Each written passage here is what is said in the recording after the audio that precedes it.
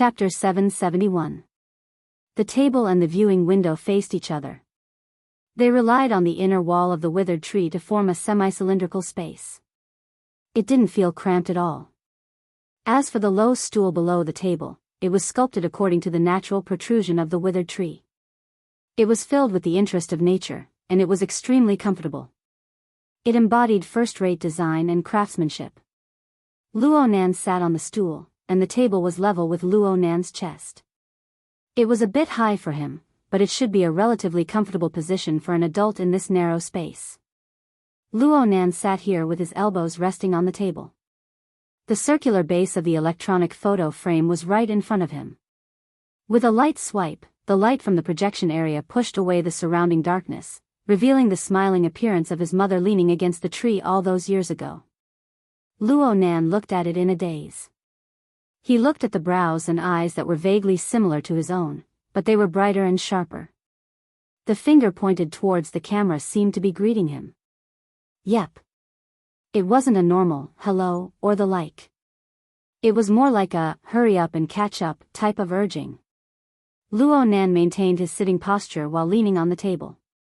His mind inexplicably scattered once more. He suddenly thought of something.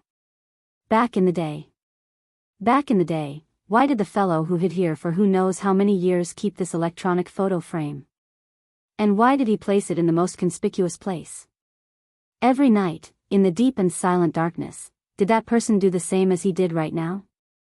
Within the faint light of the projection, he received the smile and encouragement that came from the distant past.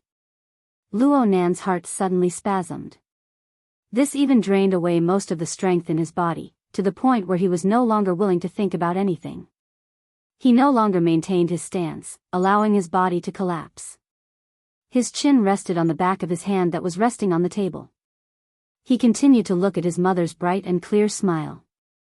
He didn't mind that his consciousness continued to slide into a hazy and muddle-headed state.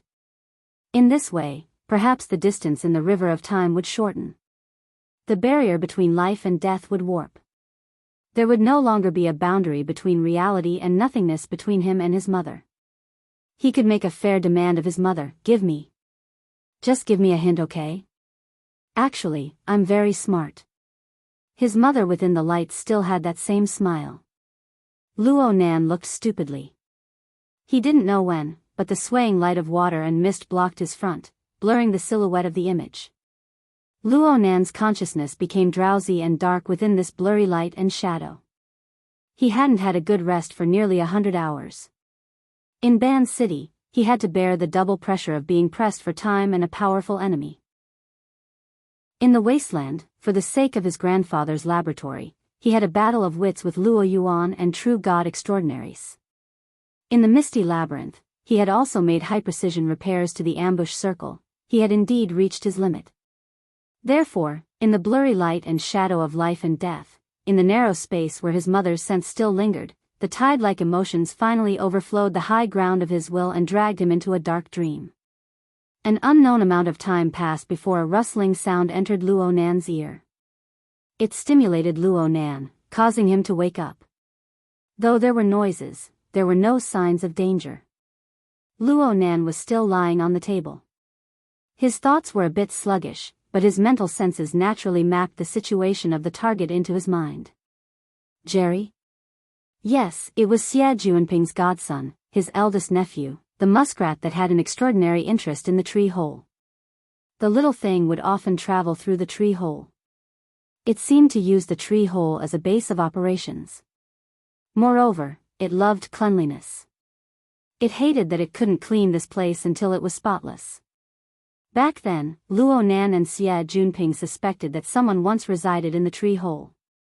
They installed a camera and captured the little thing. Xie Juanping even engaged in a long and drawn-out battle. In the end, it ended with Jerry surrendering to Rui Wen.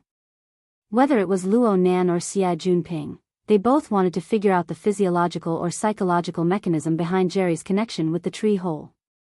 But in the end, they left the matter unsettled. They just knew that the little thing's intelligence was outstanding among its kind.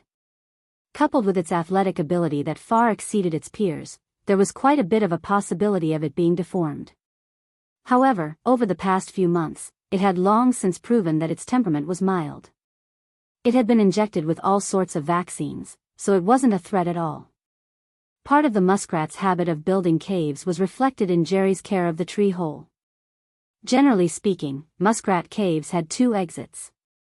One was underwater, and the other was on the shore. Jerry dug an exit at the bottom of the tree hole that led to the lake below the sandbar. Even though he was quite familiar with gear, he wouldn't go through the underwater corridor, a dangerous area where people came and went. Instead, he would come through the waterway.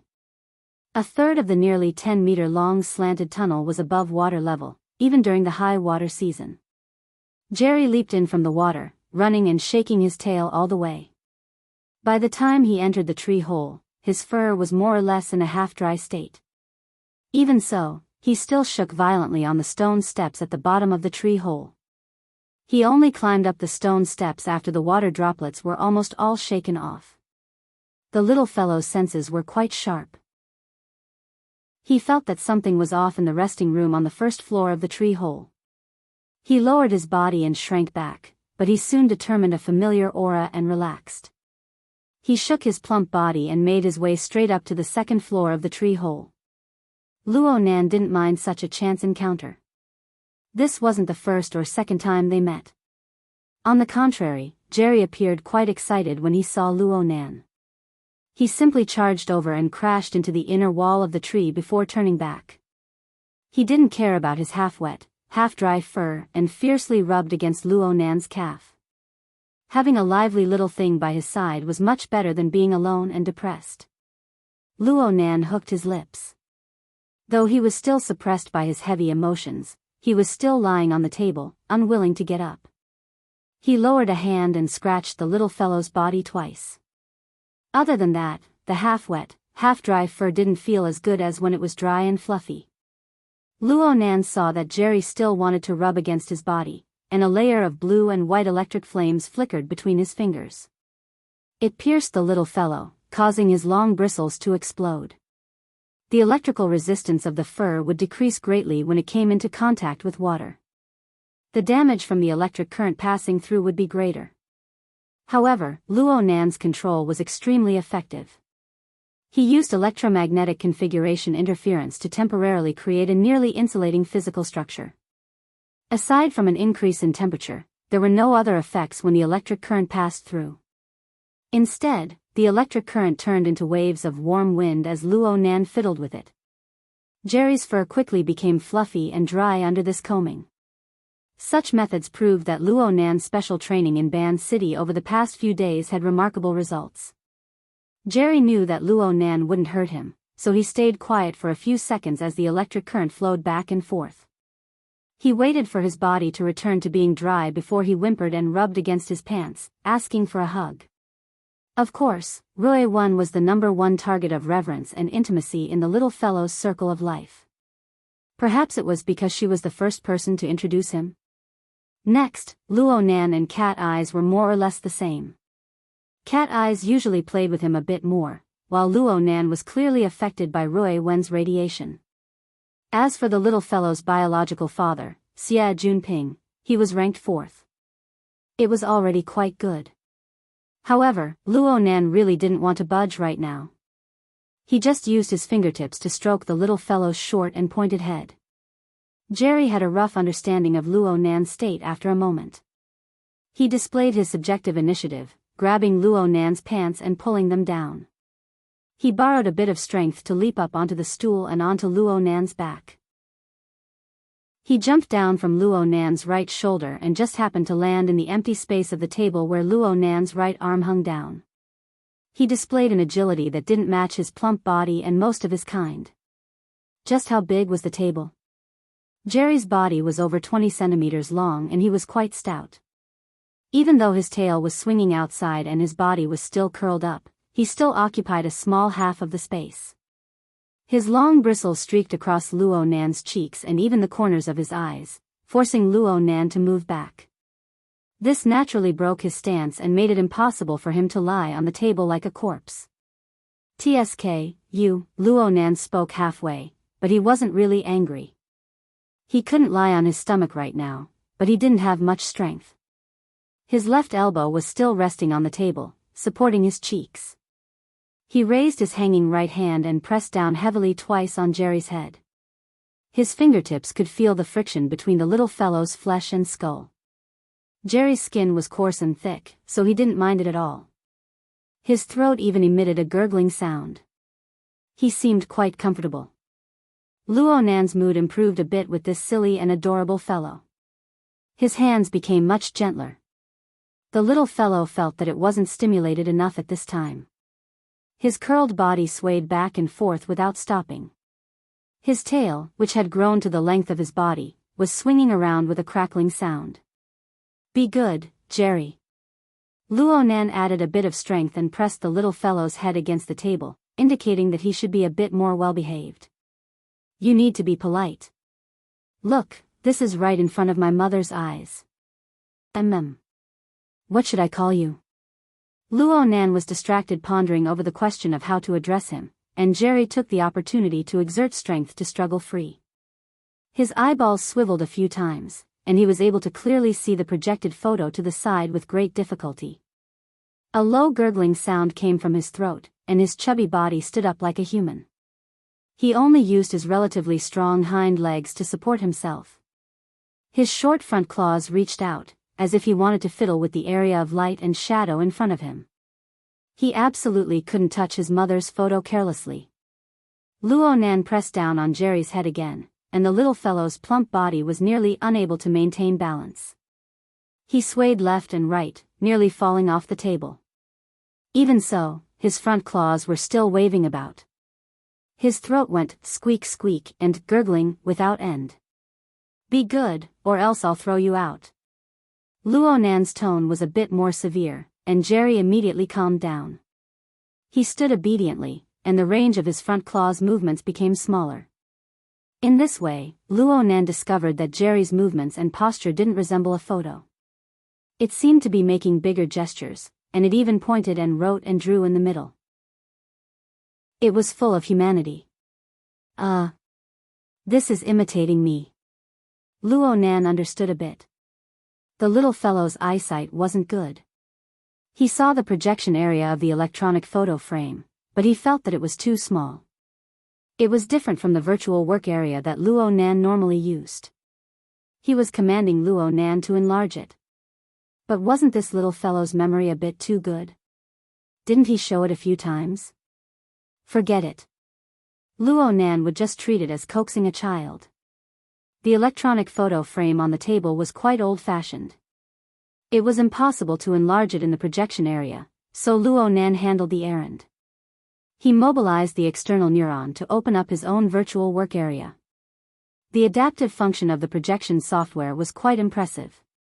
It detected that the area behind him was a circular arc, and it automatically adjusted itself.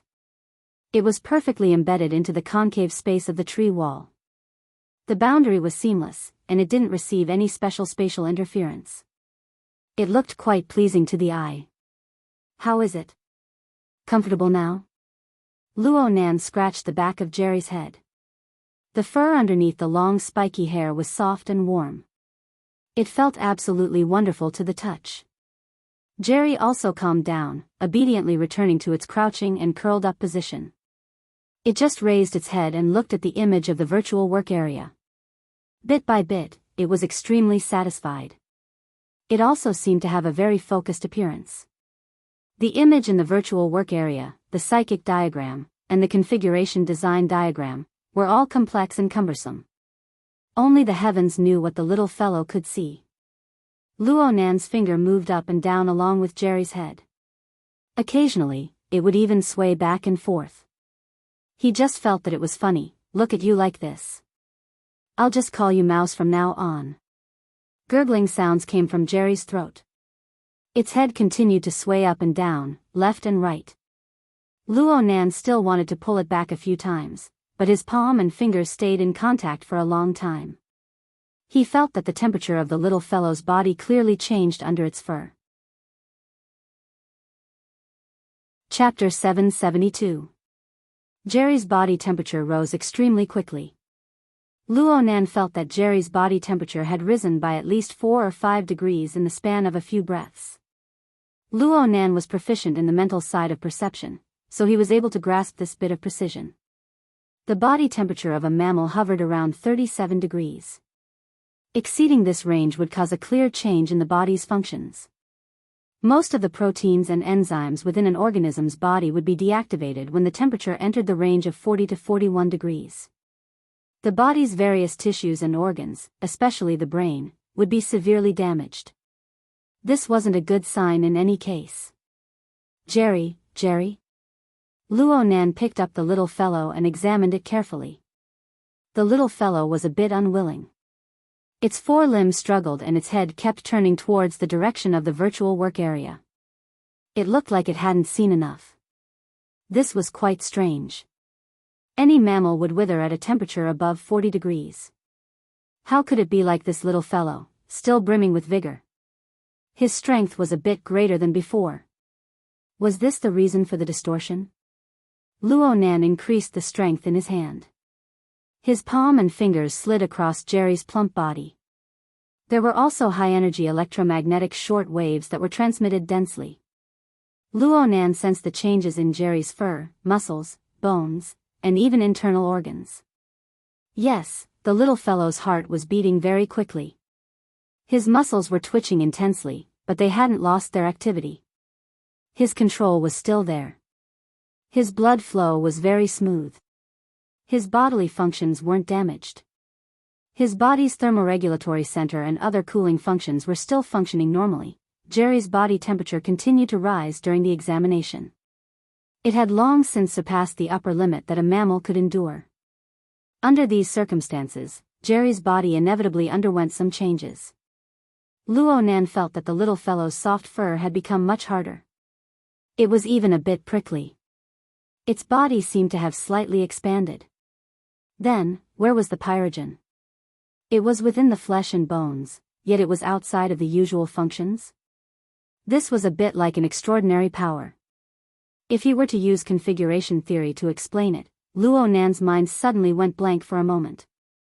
When he came back to his senses, his thinking pattern and range naturally expanded. He added the element of configuration analysis. He looked at Jerry again. The feeling was completely different from a few seconds ago. The little fellow had transformed from an individual that could be perceived normally into a complex living system. This system possessed a basic mechanism that could guarantee the growth and circulation of life.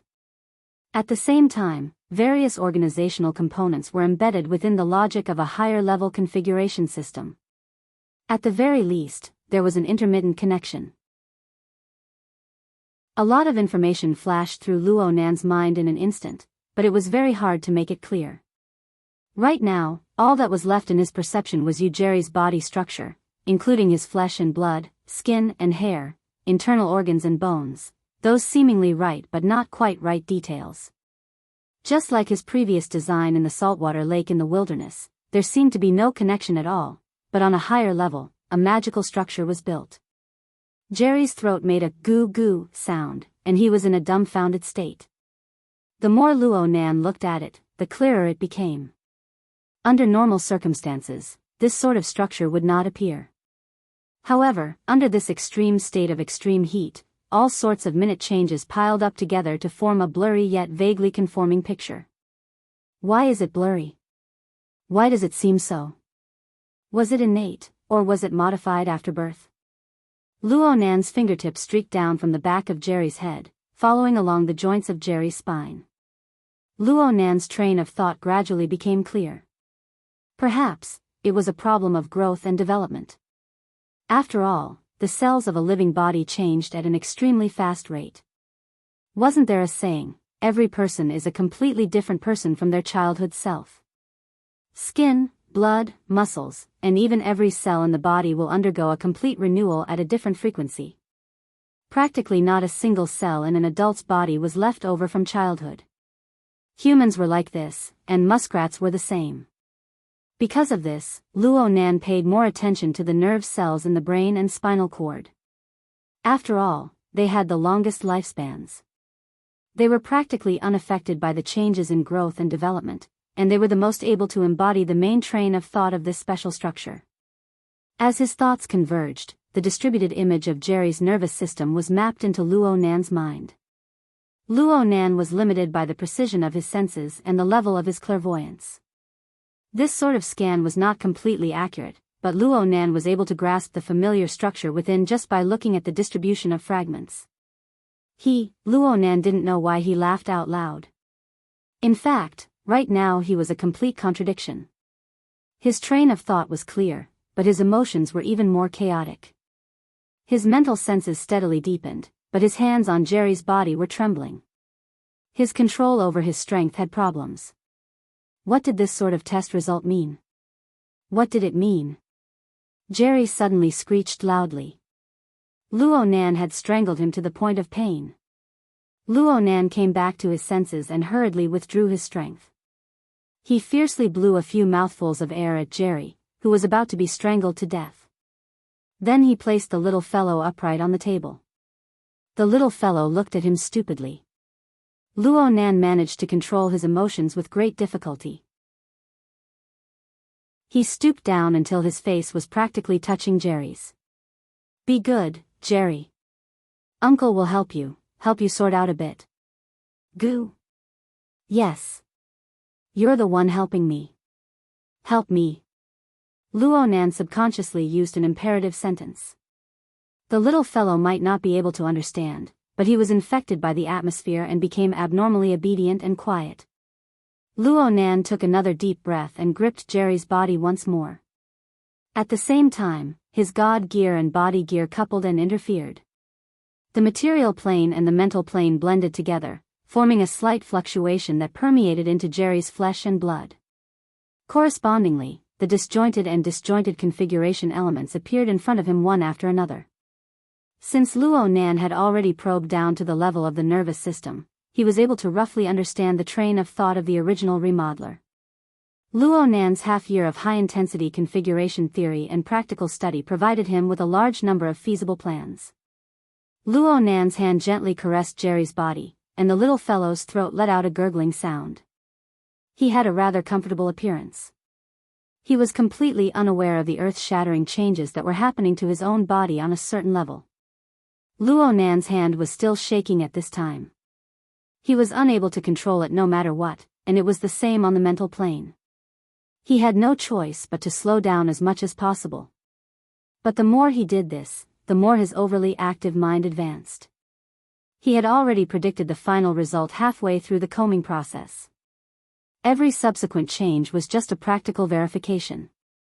Jerry was muddled, and Luo Nan stared intently into its eyes. The little fellow's eyesight was terrible, but it was very comfortable right now. Its eyes were squinted into slits. But as the combing and remodeling process progressed, a layer of marvelous radiance clearly converged between the pupils of Luo Nan's squinted eyes. This was the luster of life energy, and it represented a string of deeply hidden information. The blurry configuration picture became clear and definite under Luo Nan's adjustments.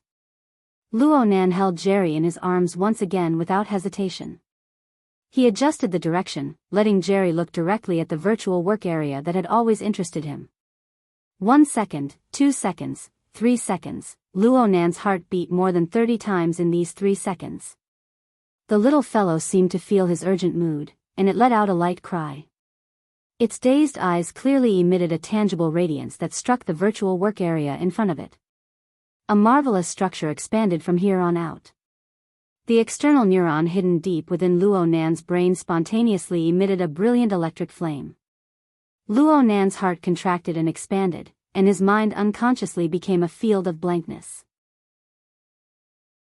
By the time he came back to his senses, the projected area had already returned to the initial interface of the flexible e-ink screen for some unknown reason. Luo Nan's attention was projected, and the drawing software that had always existed within opened up once more, presenting a blank page. It was as if an invisible hand had painted concise lines on the surface a second later, gradually presenting a brand new interface. Luo Nan was familiar with this sort of situation. The initial design drafts were always like this. Of course, many people were used to using ready-made materials to stitch together. Hand painting was very old-fashioned. Huh. Luo Nan's eyes unconsciously widened as the interface gradually took shape. This interface felt very familiar, yet it was also very strange. He was familiar with the form of the interface.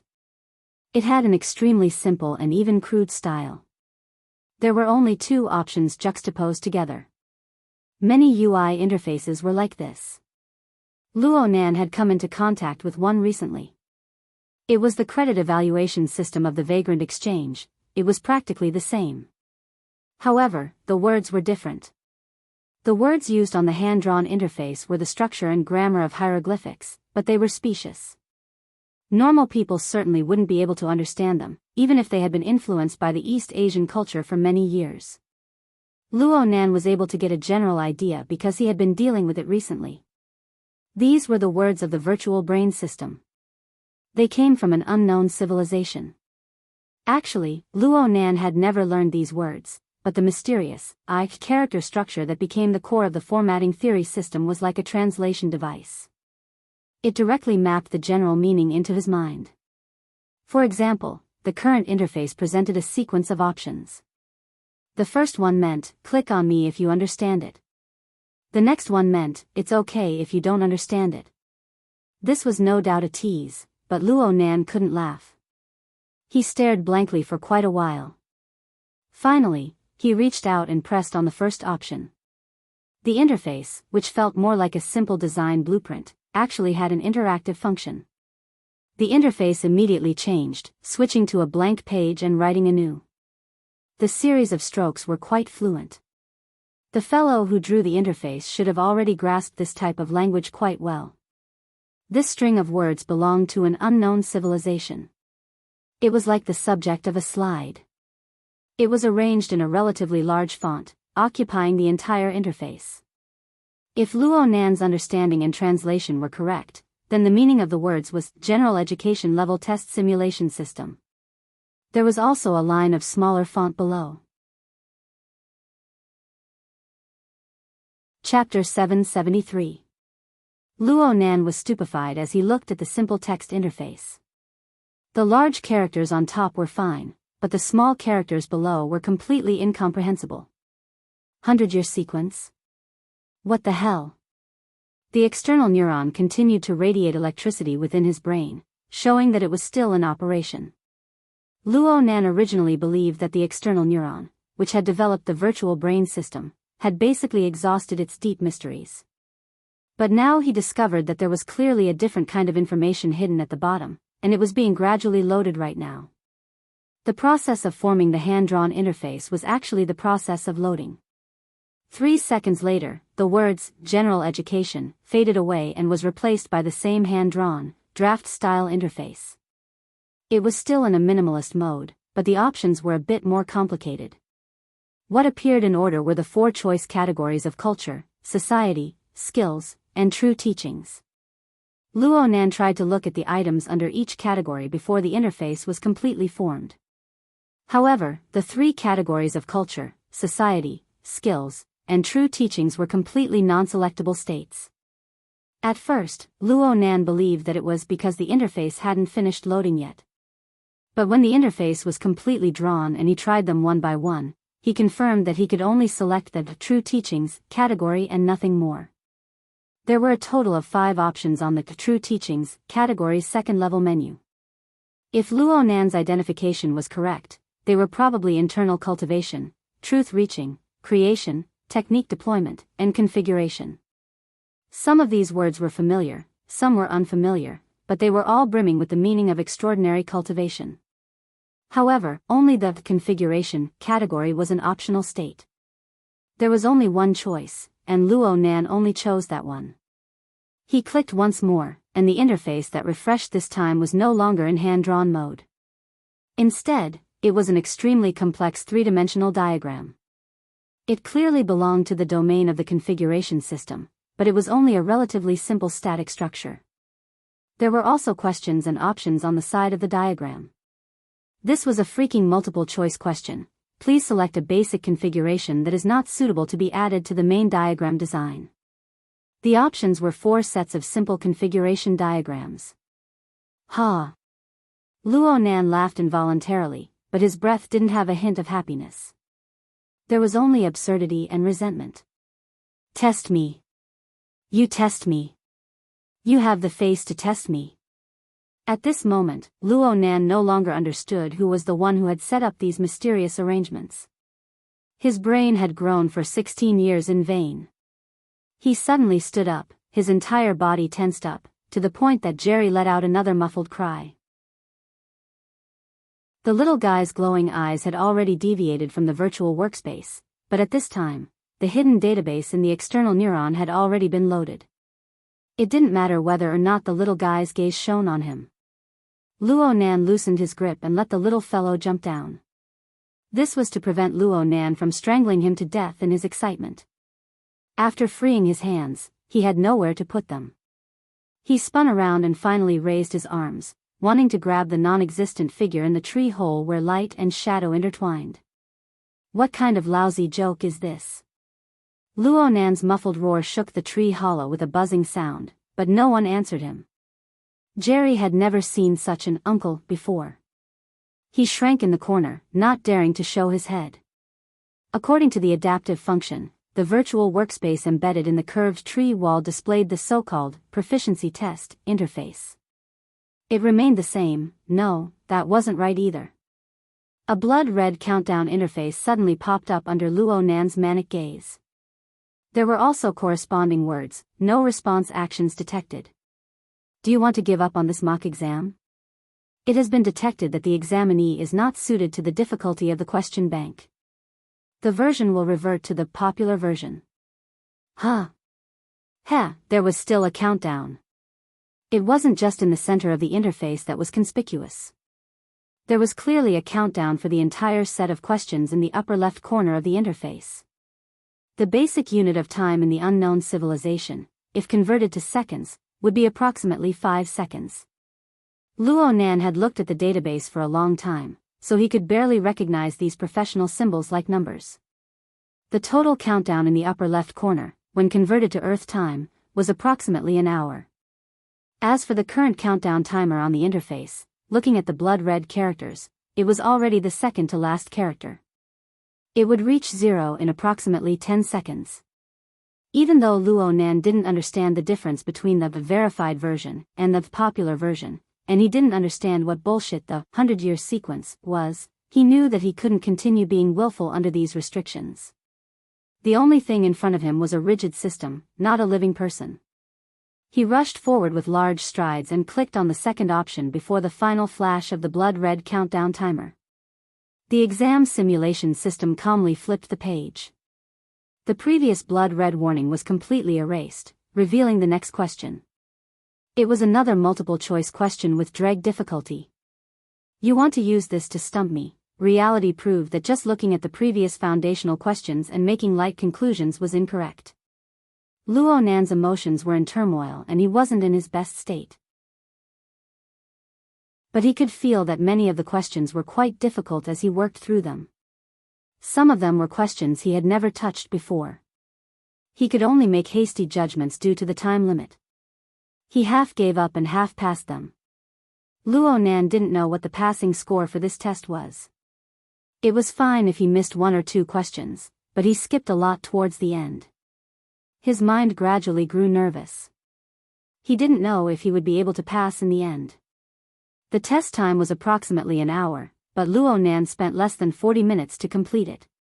The reason for this was because the last question was a configuration design. It required the construction of a space module.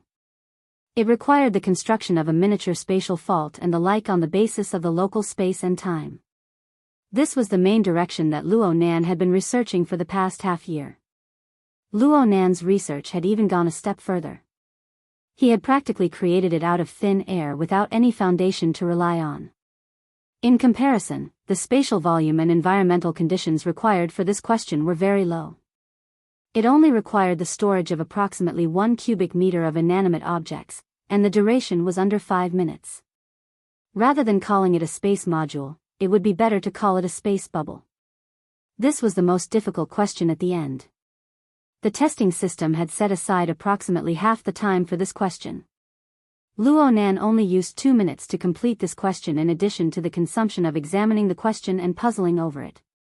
The unconventional setting of easy, hard, easy caused Luo Nan to come to a realization: it seems like I'm quite partial to a subject. Tests were forever a good method for self-analysis.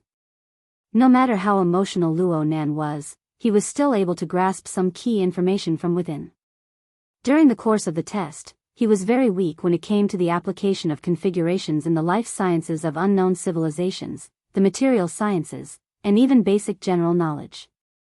However, he had an extremely clear advantage when it came to the simulation of space and time structures, restoration, construction, and other high-end contents. Such a knowledge structure was undoubtedly tempered out from the misty maze and the notes and materials his mother had left behind. In any case, the test ended and Luo Nan pressed the submit option. The results were about to come out. What would come next? People would always place extra expectations on matters that required them to expend their energy. Luo Nan was no exception. He urgently wanted to know the following changes. He pressed his hands against the tabletop and suppressed his surging emotions. He stared fixedly at the interface, his eyes not even blinking. But the entire interface was suddenly cleared clean 2 seconds later. All that was left was a blank area. Not the slightest trace was left behind. Hey! Luo Nan instinctively reached out his hand to touch it. His finger streaked across the projected area, bringing forth chaotic ripples. And at this time, a brand new handwriting appeared. Moreover, it had already been replaced with the words that Luo Nan was familiar with since childhood. Luo Nan's finger retracted as if it had been scorched by fire, making way for the trajectory of the words to appear. He took another step back to expand his field of vision, allowing him to see the meaning of the words more clearly. Pass. You're as smart as I thought you were. 2 exclamation marks were poked there. There was clearly an emotion that soared between the lines of the words. Luo Nan's body was still stiff, but his consciousness was already drifting absent-mindedly.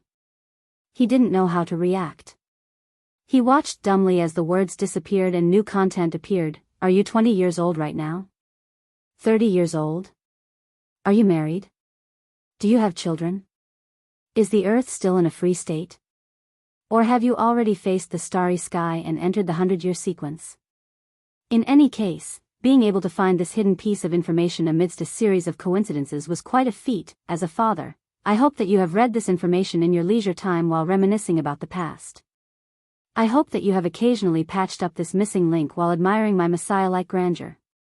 But if you are still a person tangled in pain right now, harboring a loathing for me in your heart, you are struggling amidst the confusing clues, then I ask you to forgive my incompetence.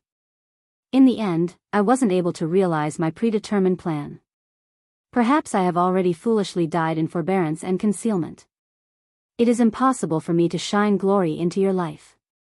The corner of Luo Nan's mouth twitched slightly. There was a lot of information that he didn't understand, but he didn't have the slightest intention of probing it. He needed to control his surging emotions, to control his heart that was about to explode. He had already exhausted all of his strength. The words continued to appear. I don't have anything else to help you with. I can only show you the path I once walked, the process of me searching for the answer. Though the path is dark and rugged, I know that your mother's soul has always been there. She lent me her talent and wisdom to pave the long road that leads to the ultimate answer within the labyrinth of nothingness. However, my slow-witted self has wasted far too much time in the end. Li Wei, remember this name. This unwelcome guest from beyond the heavens has already arrived. I can only hastily sever this smooth road and welcome an unknown fate. Here I write. I only hope that you will like this present. Happy birthday. The signature was Luo Zhongheng. The date was June 18, 2090. Luo Nan was nailed in place like a stake. He looked at the signature all the way until the interface and the words disappeared. Then a new scene appeared. It was a double helix structure similar to DNA. However, the nodes on it weren't some ATCG. Instead, they were miniature hand-drawn sketches. They seemed to be divided into two routes that intertwined and influenced each other. Luo Nan didn't have the heart to look at the specifics. He stood there in a daze until his frantic heartbeat and surging blood made his entire body numb. Only then did he make a move. He subconsciously raised his hand and brought up the perpetual calendar. He found June 18, 2090. His birthday was June 16. Then, was this 2 days later? Was it here? It was only a few dozen kilometers away from where he was at the time. Luo Nan took a deep breath. He wanted to go forward and bring up those messages from before. But just as he took a step, his knees inexplicably went soft. He staggered and even bumped into the stool under the table. He was in such a sorry state. Luo Nan lowered his head and bent his body. He pressed down on the stool and suddenly laughed hoarsely. Is this a whitewash? Luo Zhongheng, you want to whitewash my father? All right, I'll give you a chance. Come out. Come out right now. I can think about it. I can try to forgive you. This is the chance. Come out. Come out. Chapter 774.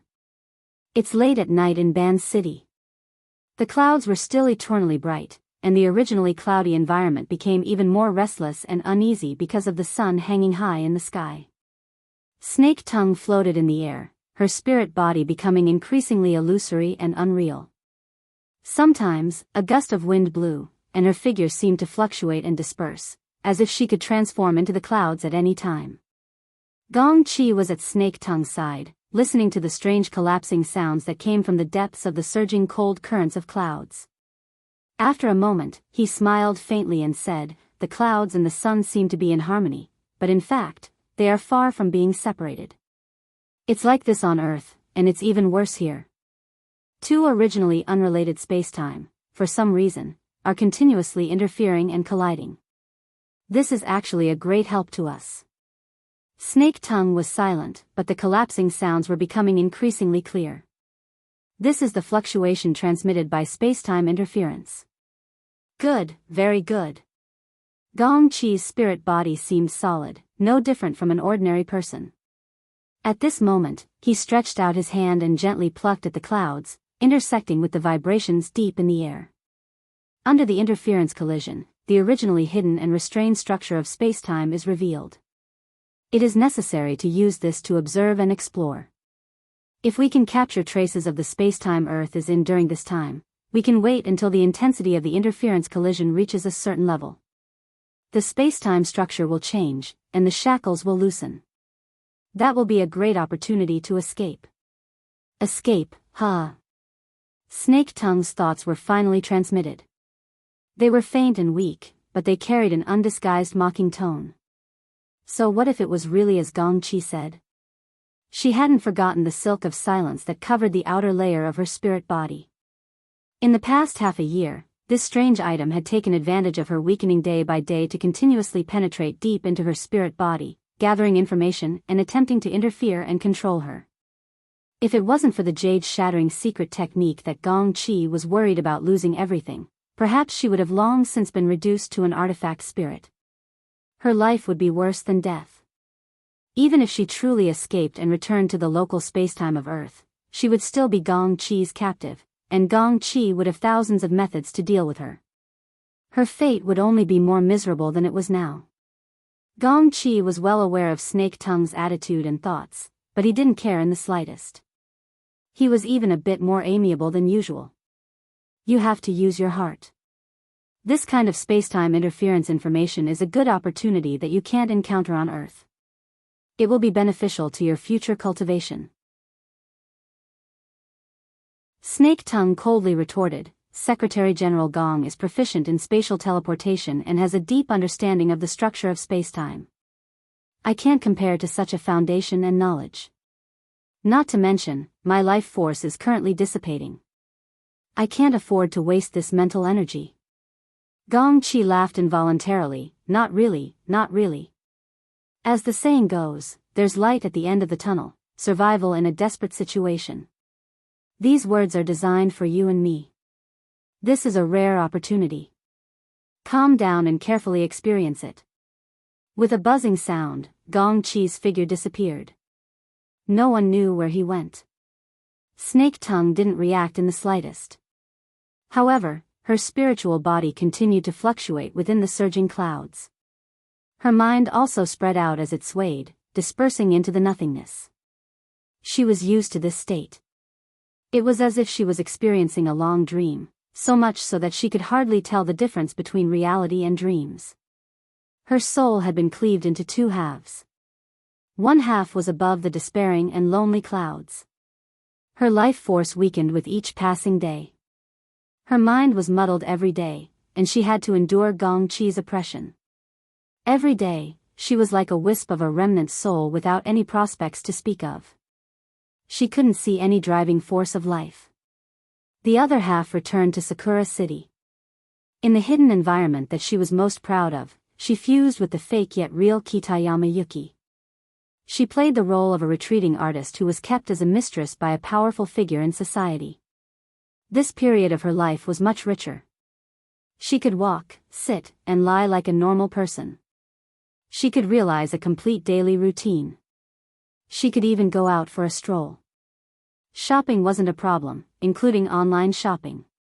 She could greet and chat with the housewives of the high-class residential district. In the past, this was a boring matter that she couldn't be bothered to deal with. Now, she had a special interest in doing it. Even if those foolish housewives misunderstood her as a despicable person who had lost her financial backer, it didn't matter. In this period of her life, she understood the value of life more than any other time. However, she could only live like a normal person. As long as she had any plans or inclinations that involved the inner world or supernatural powers, she would immediately lose all control over herself. She would once again become a weak spirit, drifting in the sky above Sakura City. She could only watch helplessly as her fleshly body returned to the state of a walking corpse, unable to do anything. After a few foolish attempts, Snake Tongue understood. An invisible hand was manipulating everything she experienced. It was wantonly toying with her will. Suddenly, it was heaven, suddenly, it was earth, suddenly, it was life, and suddenly, it was death. It was impossible for her to resist. However, if Snake Tongue was given a chance to choose between the clouds and Sakura City, she would choose the latter without the slightest hesitation. She would choose the latter without the slightest hesitation. Even if the essence of it was that the invisible hand was no different from Gong Qi's plans, and it was very likely that it would turn her into a caged canary that could decide her life and death with a single thought, causing her to completely lose the freedom of her body and soul. However, at the very least, she saw a glimmer of hope for survival. In that brief state of spirit and body as one, wisps of vitality, weak but life-threatening energy, came from a channel she couldn't understand and poured into her nearly dried-up spirit body. Her spirit body was on the verge of collapse, replenishing a tiny bit of vitality and extending her life. As for Gong Qi, who was also trapped in the clouds, he only wanted to refine her into the yarn of silence. Snake Tongue already couldn't see too far ahead. She only knew that she could still live. She had to live. Just this one condition was enough. And because of this, she had to conceal the secret. I can't let Gong Qi know. This was the iron law Snake Tongue had set for herself. She was extremely weak and had long since lost the qualifications to benefit from both sides. In fact, even if she was at her peak, she still wouldn't have the qualifications to face two supernatural powers. Yes, that's right. The person who could penetrate the barrier of space and time and control her life or death was undoubtedly a super powerhouse.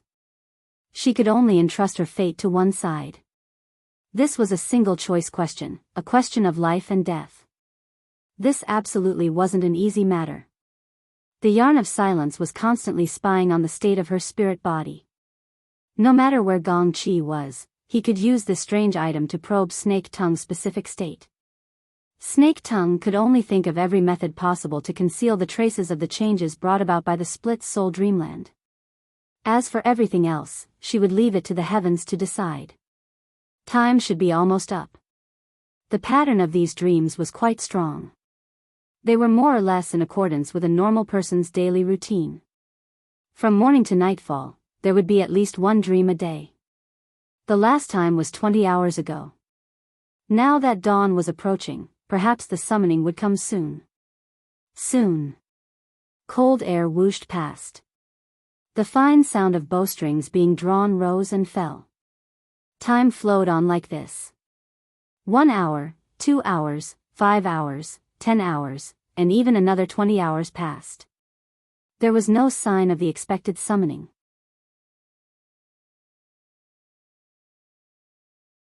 Chapter 775. Why? Could it be that this is really a dream? As time passed, the throbbing of her mind became increasingly difficult to control. The conjurer's accurate grasp of time instead turned into the sound of blood flowing after a cut wrist. Drop by drop, it fell into the lake of her heart, allowing the ripples of death to ripple. Snake tongue floated woodenly in the clouds. The vitality and vital energy she had expected were nowhere to be found. The core of her spirit body, which had just recovered, had a clear feeling of weakness. This was like a tired long-distance runner whose physical strength was exhausted. If they kept running half-dead, they might be able to persevere by relying on the power of habit. But once they rested for a moment and let go of their energy, it would be very difficult to pull themselves together again. Snake Tongue was in such a situation now. She was relying more and more on this vital energy to support her. She could no longer imagine what would happen if she lost this vital energy and this hope again. Stupid, I am too stupid. I should have expressed my attitude to that person in time. I actually wasted such a good opportunity on meaningless probing. If I miss the opportunity, perhaps I will completely miss it. Countless thoughts were born and extinguished in Snake Tongue's mind. Each one seemed to be able to transform into a viper, biting at her will and injecting venom.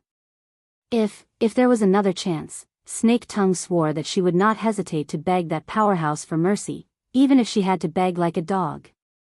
But would there really be another chance? High in the sky, the wind whistled and blew. Her spirit body flashed and extinguished. It could scatter into the clouds at any time, almost out of shape. Snake Tongue's mind gradually fell into a trance. The thread of clarity and decisiveness that she had always maintained for half a year seemed to be melting away.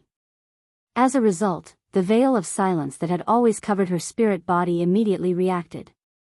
This seemingly formless strange object suddenly tightened and seeped down layer by layer. Snake Tongue awoke in horror. She wanted to summon her remaining strength to struggle, but she had already missed the best opportunity. The defensive dam silently collapsed.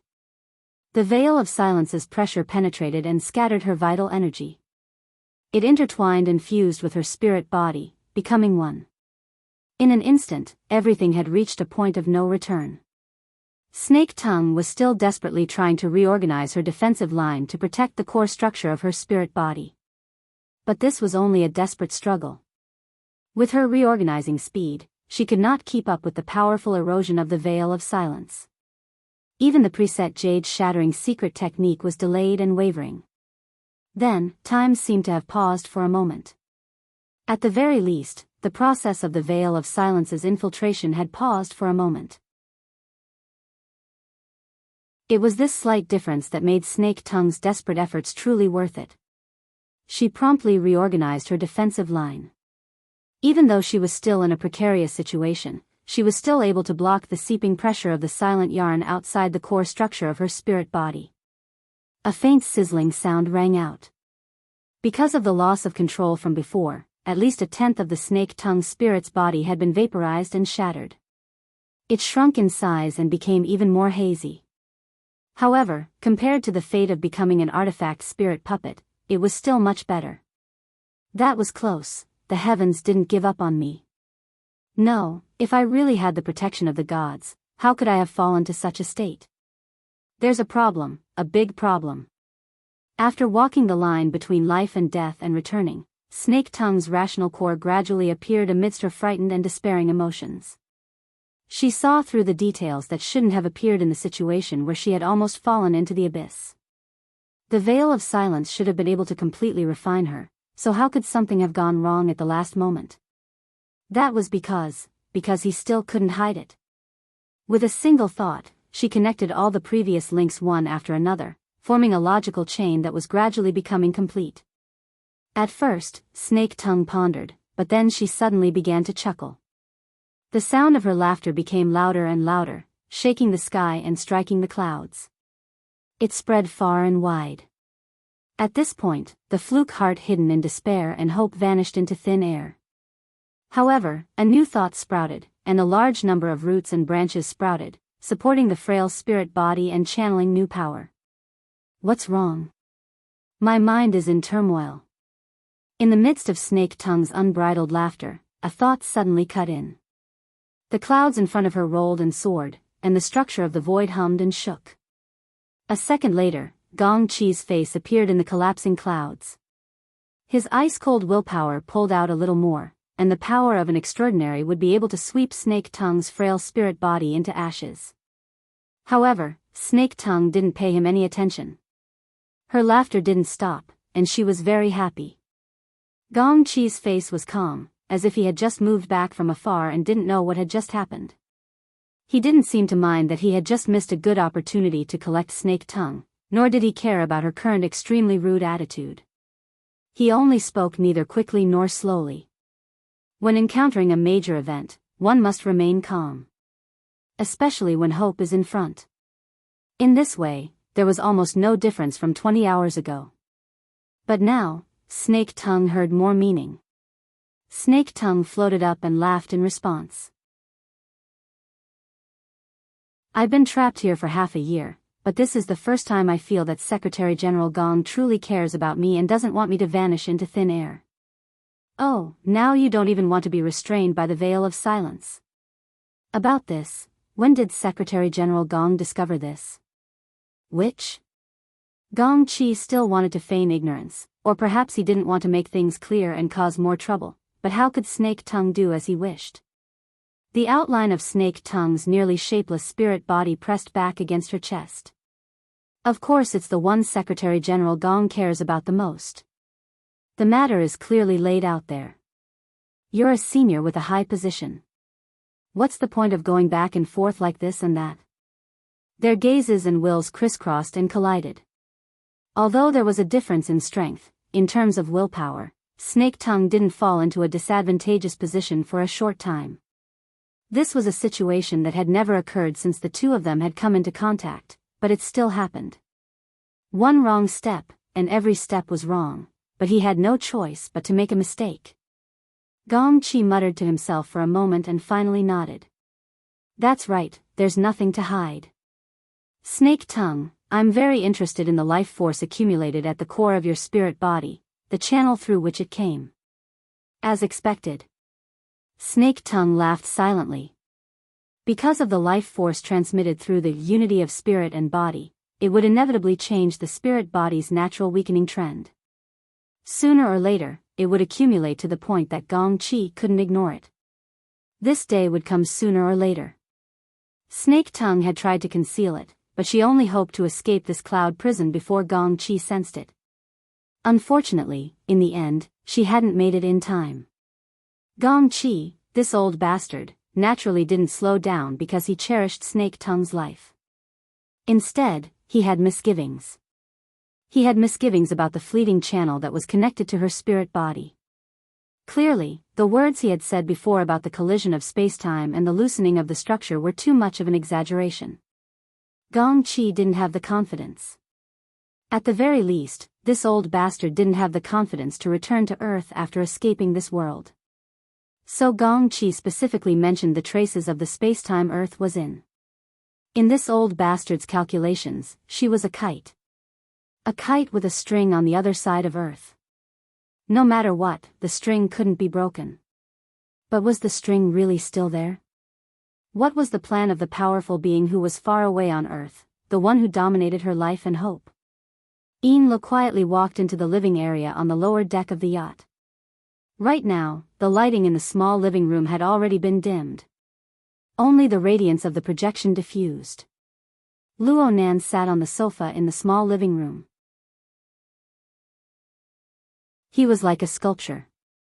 Occasionally, he would move his fingers, change angles, and switch images.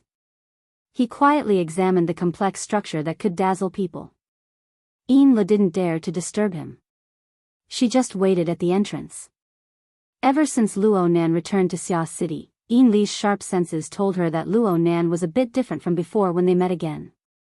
On the surface, this man seemed to have obtained a complex design from who knows where.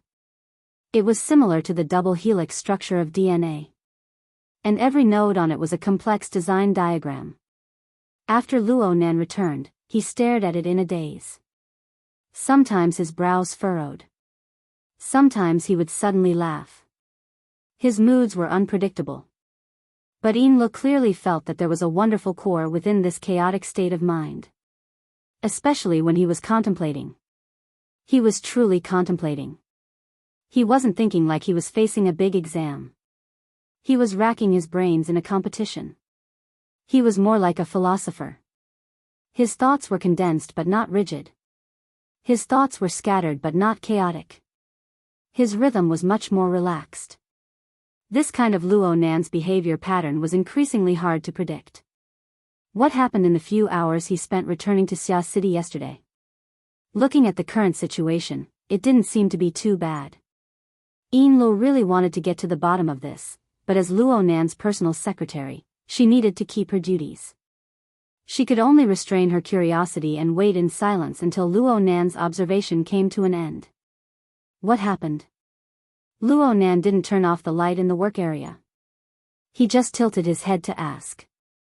Enla walked to the side of the sofa. She bowed and answered, Miss Moya took a cruise ship. It arrived at the port at 4 in the afternoon. The person in charge of receiving her was a member of the Banshing Music Festival's organizing committee. Luo Nan should be able to obtain more detailed information about this from Xia City. Enla just skimmed over it. She just said the information she obtained through the Blood Flame Orders channels. Miss Moya's fan club is being held at a cultural center near the hotel she's staying at. The scale isn't large. There are about 150 people present. But at the same time the fan club is being held, Yukawa Isuk, the sponsor you reminded us to pay attention to, will be going to inspect the cultural center.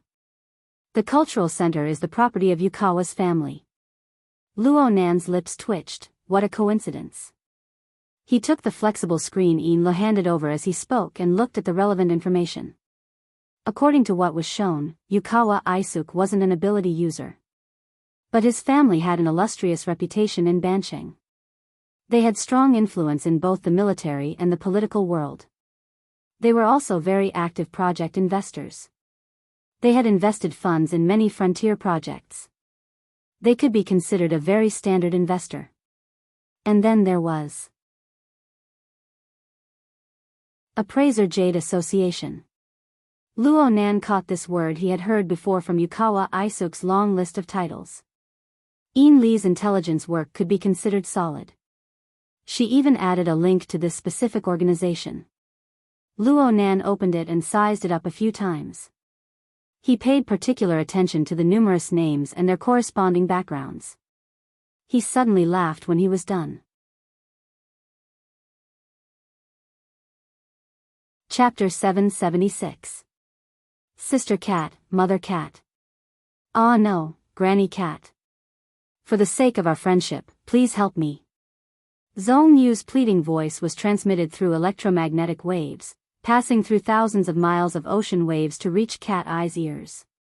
This guy, who had always been thick-skinned, had completely thrown his face into the mud just to beg for an opportunity. I know this is a disgrace. I know this isn't right. I know I'm not qualified, but I'm the only member in Xia City. What can I do when this disgrace falls on my head? Zhong Yu repeated these words over and over again. My request isn't high. I just hope that Mr. Luo can give me a clear answer regarding the invitation. Of course, if I am fortunate enough to travel together with him, then it would be the fortune of 8 generations of my ancestors. How will your father react when he hears this? Even if he lashes me 100 times, he can't take the life of his own son. The Jade Review Conference can take your life? Aren't you a big shot who can talk to Wang Yu? Sister Cat. Sister Cat. Just treat my words as farts. Others may not know what kind of moral character I am, but I can't hide it from you. Yes, they can't take my life, but they can hold down my loans. I'll jump into the sea if the funds for my investments run out. Hee hee, that's a pretty good way to die. Cat Eyes had just walked into the lobby of the hotel. She saw Tang Yi already sitting in the corner of the sofa and greeted her. Tang Yi responded with a smile and immediately got up to greet her. Sister Cat. Zhong Yu's mournful wails became even more miserable. Cat Eyes was disinclined to speak with him any further. Where are you? Acumen College. It's right here at Gear on the north coast. Sister Cat, I knew you would help me. Thank you. Thank you. As long as Mr. Luo is willing. You see that little forest behind Gear? Half a year ago, a fellow named Tank died there. His internal organs ruptured and his flesh turned to mush. Huh. If this isn't enough, there's another fellow named Jin Tong. He's in the sea outside Xia City. Not even his bones remain. If you jump down there, you might be able to find him as a companion. Sister Mao, don't scare me. Hee hee, I'm just reminding you that your father can whip you, the Jade Inspection Association can take your loan, and that person can take your life if he's in a bad mood. For the sake of our friendship, I'll give these words to you for free. You're welcome. Cat Eyes hung up the phone. She frowned slightly. Actually, she was a bit baffled. That shameless bastard Zhong Gong was nowhere to be found. This proved that Luo Nan really wasn't at Gear on the North Bank. That guy had been hiding for almost a week. Where did he go? It wasn't to the extent of completely cutting off contact with the outside world. Could it be that he ran to another city like a few days ago? Then the most likely place for him to go now should be, at this moment, Tang Yi walked to her side and laughed in spite of herself. Overbearing. Yes. Cat Eyes understood that Tang Yi wasn't referring to her attitude. Instead, she was referring to the powerful power that the Jade Review Association represented. That group of people had always been arrogant and proficient in trickery. They loved to scheme against people's hearts. Right now, Zhong Gong, a minor character with a complicated and subtle relationship, was thrown out in order to provoke Luo Nan. It would be best to provoke Luo Nan into doing something. Then, they would suppress Luo Nan and grind down his spirit.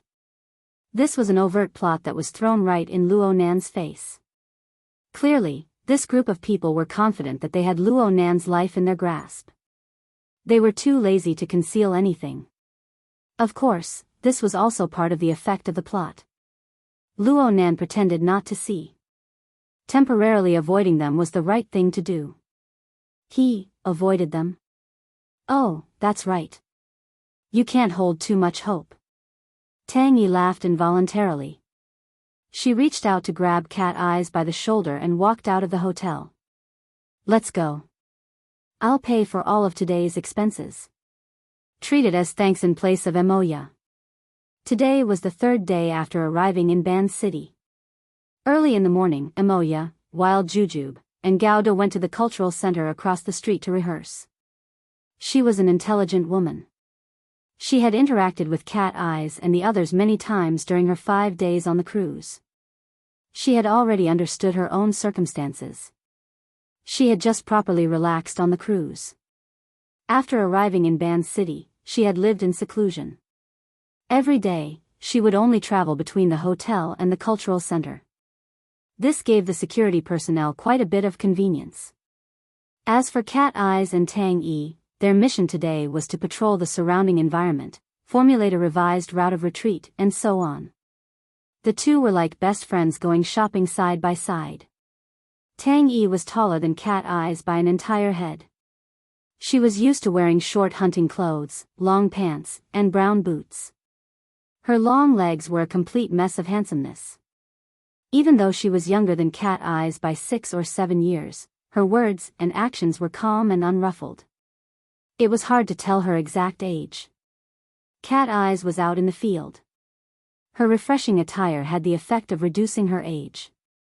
The two walked side by side on the street. It was hard to tell who was the older sister and who was the younger sister. In any case, they were both pleasing to the eye. Cat Eyes really wasn't used to having her shoulders held by others, but Tang Yi was quite familiar with it. She chuckled and said, "If it weren't for that group of people, Emoya would be by my side in an ideal situation." "You put your arms around Emoya's shoulders too?" "It's fine if we just hold hands." "Your relationship with her is pretty good." "Yeah. We've gotten to know each other ever since Emoya came to Acumen College. I was muddle-headed for many years before that. It's only in recent years that I've been happier. Emoya is a very free and easy person. Only in this way can she live in the rock underground and in our complicated circle. She's not aloof and pretentious, and she doesn't go with the flow. She's still someone that people can't help but like." Cat Eyes wanted to ask if Tang Yi had the guts to tell Luo Nan about the intimate relationship between the two of them. Basically, Cat Eyes was the type of person who respected privacy. Her impression of Tang Yi was pretty good. However, the relationship between her and Luo Nan was extraordinary. Even if she wanted to keep it a secret, sometimes her body and mind were not in control of themselves. A myriad of thoughts ultimately turned into a single sentence. "You're also quite free and easy." "Yeah. Let's go and welcome the future like this." Tang Yi laughed heartily. Though she did not drink, she had the willful and unrestrained nature of being drunk. She was exceptionally eye-catching on the streets of Ban City. Cat Eyes rolled her eyes and Tang Yi suddenly turned her head from the other side. Cat Eyes was a hair too late to react. She turned her gaze as well. At the end of her line of sight was the cultural center where Emoya resided. It wasn't large in scale, and it wasn't a standalone building. It just stood at the corner of the street. It had the intention of being quiet amidst the hustle and bustle. It was very unremarkable. However, there was a familiar figure in a small open-air tea house at the corner of the street. He raised a cup at them with a smile. "Oh, you've met an old friend in a foreign land. Don't you want to drink a cup or two?" Cat Eyes looked at the person in the tea house. His face was dark, and he wore a long khaki windbreaker. He wore a white t-shirt and a pair of ankle boots. He sat there like a big star, radiating light in all directions. But for some unknown reason, she could see the effect of a plain and cold white coat when she looked at his attire.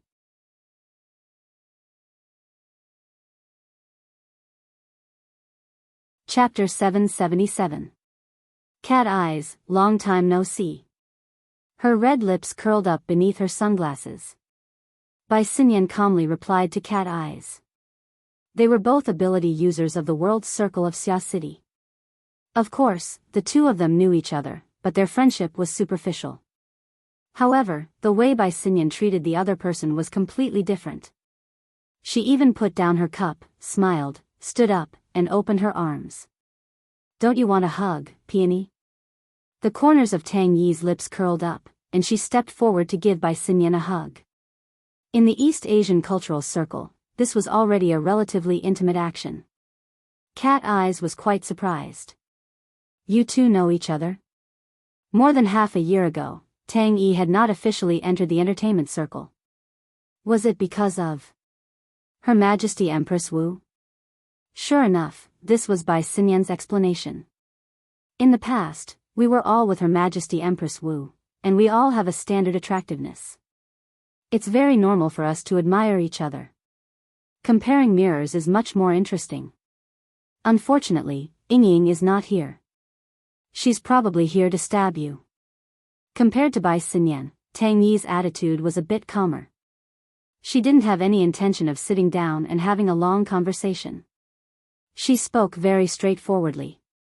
"Last time, you caused trouble and forced that person to explode. You actually dare to come and join in the fun?" Cat Eyes knew that Tang Yi was referring to the 2000 Miss incident. Bai Xinyan was the one who let out the news, arousing the greed of countless people. Luo Nan, Roy Wen, and even their entire family were pushed into the teeth of the storm. Were it not for the fact that Xia City had two extraordinaries overseeing it, and that they had promptly sent Jean Tong as a sacrifice to the heavens, as well as Luo Nan's world-shaking speech, it was unknown to what degree the situation would have deteriorated to. Bai Xinyan pretended not to know. I have no choice. I found a new boyfriend, but he's a black-hearted bastard. I can't cure him at all. If I don't destroy a few of his cards, I'll feel like I'm losing out. Tang Yi glanced at her. What about your boyfriend? Bai Xinyan laughed as she waved her hand. Her chestnut-colored hair swayed gently. Under her black hair, her red lips and white teeth were revealed. She had the standard posture of a flirtatious B*TCH. You want that kind of trash to go shopping with a woman? I'll just bring his card. To the side, Cat Eyes thought back to the information she had gathered at the Wild Inn last time. She coldly said, isn't it going to be quite difficult to kill them all? Of course not. Don't underestimate a woman's evil thoughts. Bai Xinyan was clearly hinting at something, causing Cat Eye's head to ache. This woman was just like that. Her erratic stance, ruthless methods, and the results of harming others and herself. It was obvious that she could not gain anything from it, but she was never tired of it. Unfortunately, she had an ever-changing temperament. She was able to hold on and let go of things. At this time, she giggled and stuck close to Tang Yi. She directly held on to the crook of Tang Yi's arm. Since we've met, you guys can help me bring disaster to them. Cat Eyes chuckled twice in her heart. She was just about to refuse when she suddenly heard the humming of an engine approaching from above. A rather large motorcade landed on the platform of the high-rise building that belonged to the cultural center. Judging from the banging of the car doors, there were quite a lot of people getting off. Cat Eye's mental senses naturally swept over, and the scene dozens of meters away was taken into her heart. Cat Eyes frowned. It was also at this time that God, who was within the cultural center, contacted her and reported, the upper echelons of the Lean Century have come over for a temporary inspection. I see it. There seems to be another eye-catching guy. This was an unplanned situation, and Cat Eyes was in no mood to mess around with Bai Xinyan. She gave Tang Yi a meaningful glance and coldly said, thanks to some people, I'm currently out in the field. I'm afraid I don't have the time. It's fine as long as I do. Bai Xinyan held on to Tang Yi's arm and did not let go. Sooner or later, a disaster will always be a disaster. I have nothing to do anyway, so I'll just follow your rhythm. Fine, this person was sticking close. According to Cat Eyes' temperament, she simply could not be bothered to give Bai Xinyan any face. She would just wash her hands and leave. However, there was still Tang Yi in the middle. Tang Yi's expression was calm and tranquil.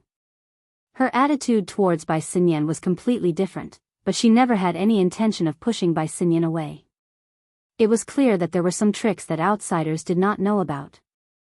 Cat Eyes exchanged glances with Tang Yi once more. They briefly weighed the pros and cons, but in the end, she still curled her lips and walked in front without saying a word. They directly entered the cultural center. From the outside, the cultural center was rather unremarkable. There were not many people inside, but the decorations were exquisite. After entering, a large portion of the clamor of the streets outside was cut off. It was truly the essence of quiet amidst the noise. However, in reality, the atmosphere of this place did not quite match with the rock and roll style of the Mountain Creek Band. The corresponding influence had appeared during the past 2 days of rehearsals. It even directly interfered with the band's song selection. Whether or not the performance was successful was not within the scope of Cat Eyes' concern. Instead, she was deeply curious about the relationship between the two people behind her. Tang Yi and Bai Xinyan walked at the back. At first, Bai Xinyan spoke a few words, but later on, she no longer said anything. The atmosphere was subtle and gradually became oppressive. It was clear that the relationship between them was not as good as Bai Xinyan had described. It would only be more complicated. After the three entered the cultural center, they naturally went in the direction of the concert hall. However, they did not walk far before someone raised their voice and called out to them from the second-floor corridor. Miss Xinyan. The three raised their heads and saw a group of people stopped there. Each of them wore suits and leather shoes, and they looked like business elites. At the head of the group was a middle-sized young man with a dignified appearance. He was currently bowing in greeting from afar. Bai Xinyan smiled and waved her hand. Before she could respond, the young man said a few words to the people beside him. He left the group behind and walked straight down the stairs. It must be said that this was Cat Eye's first time seeing this person. However, she had long since read his information. Even before entering the cultural center, she had used her mental senses to capture and recognize him. Yukawa Aishuk. The main culprit who had invited Moya to Ban City. Tang Yi's arm was still held by Bai Xinyan. She casually asked, "This can't be your boyfriend, right? He can be a spare tire." Bai Xinyan smiled at the rapidly approaching Yukawa Aishuk in a reserved manner. Her mouth, however, was a different matter. She only suppressed her voice. Yukawa Aishuk was completely unaware of this.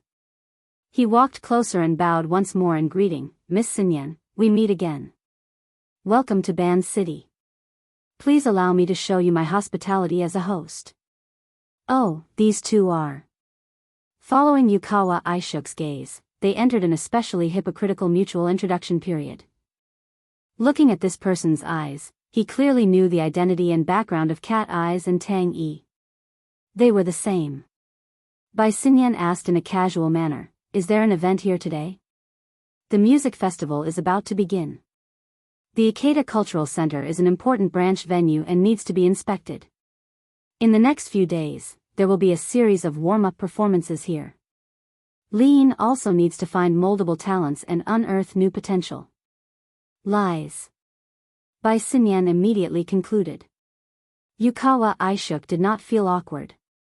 He maintained a polite smile. "I'm sorry, I didn't manage to hide it from Miss Xinyan. Truth is often impolite. In fact, I think this is a good place to hunt women. I like a free and uninhibited soul with a rhythm." At this moment, the gazes of the three women focused on Yukawa Aishuk's face. Soon after, their gazes converged in the air, transmitting subtle information to each other. Of course, Bai Xinyan's eyes were hidden behind her sunglasses. No one could see through her. Yukawa Aishuk very well blended offense and politeness together. "The 6th is the day the Jade Light sets sail. It is also the holiday I set for myself. I hope to bring such a beautiful lady on board and relax for a while."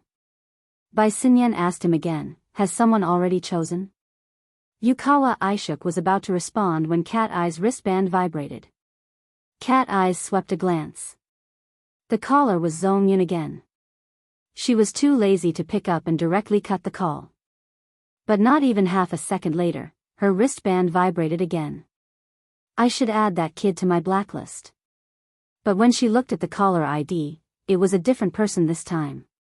Cat Eyes was slightly startled. She nodded to the others in apology, walked to the side, and answered the call. "Hello, Secretary He?"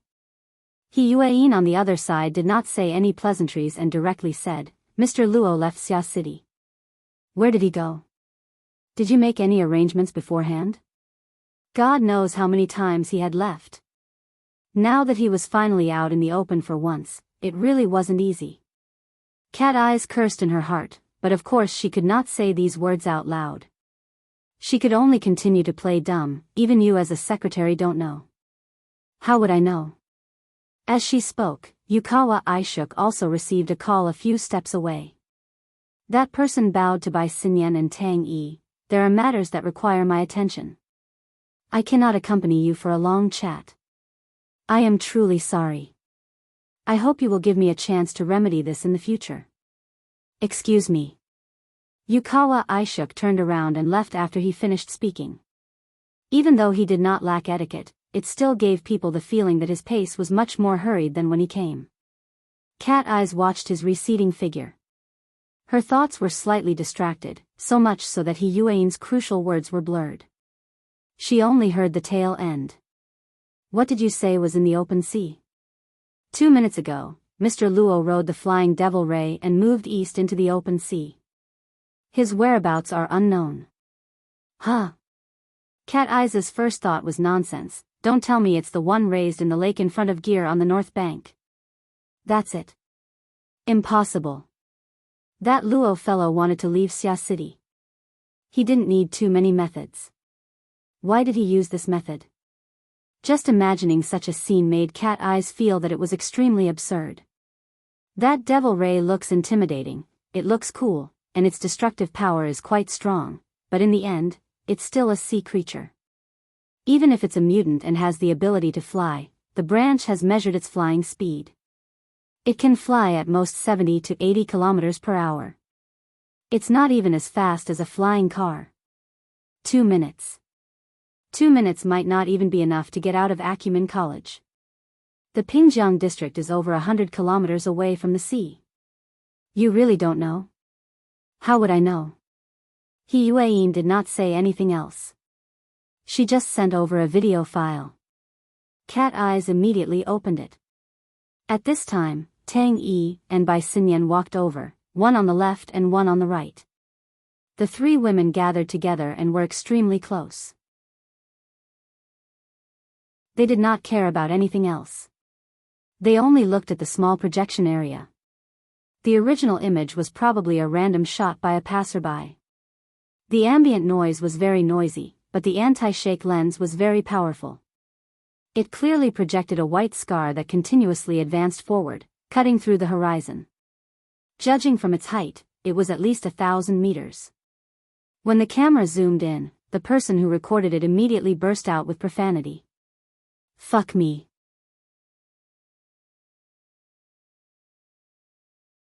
Chapter 778.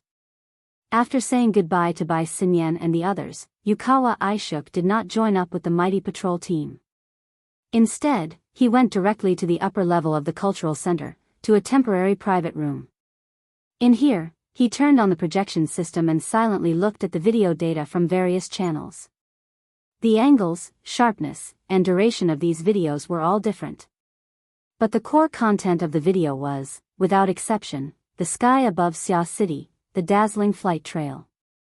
The advantage of piling up data was that there was more information than appearing through a single channel. This set of video data started from when Luo Nan stepped out of Gear on the north bank, shook off Zone Lang, and boarded the Flying Devil Ray all the way until he entered the sea outside Xia City. The entire process was recorded. The internal intelligence analyst of the corporation listed out the information revealed in the series of videos one by one. Target flight distance 134 kilometers. Target flight speed, Mach 2. 5 average speed. Maximum speed, Mach 4. The Devil Ray's limbs are in an unnatural state. High probability is that it is only a carrier of energy operation. Flight altitude, temperature, and surrounding atmospheric environment do not meet the conditions for a flight trail. It is suspected that there is a large amount of water vapor gathering beforehand. The analyzed data elements were extremely detailed. It looked like Luo Nan had been thoroughly dissected inside and out. A countermeasure could be formulated at any time. But reality was far from this. Yukawa Aishuk only skimmed through the video analysis data once. His mind was elsewhere. But after these videos, after flying out of Xia City, it went straight to the bottom of the sea. Its whereabouts are unknown. This was the result of integrating a large amount of intelligence data. Yukawa Aishuk furrowed his brows. His expression was as heavy as water. Ban City and Xia City were only 1,500 kilometers apart. With the speed of the Flying Devil Ray, it would take half an hour to reach Xia City. If this was the case, then it would save him a lot of trouble.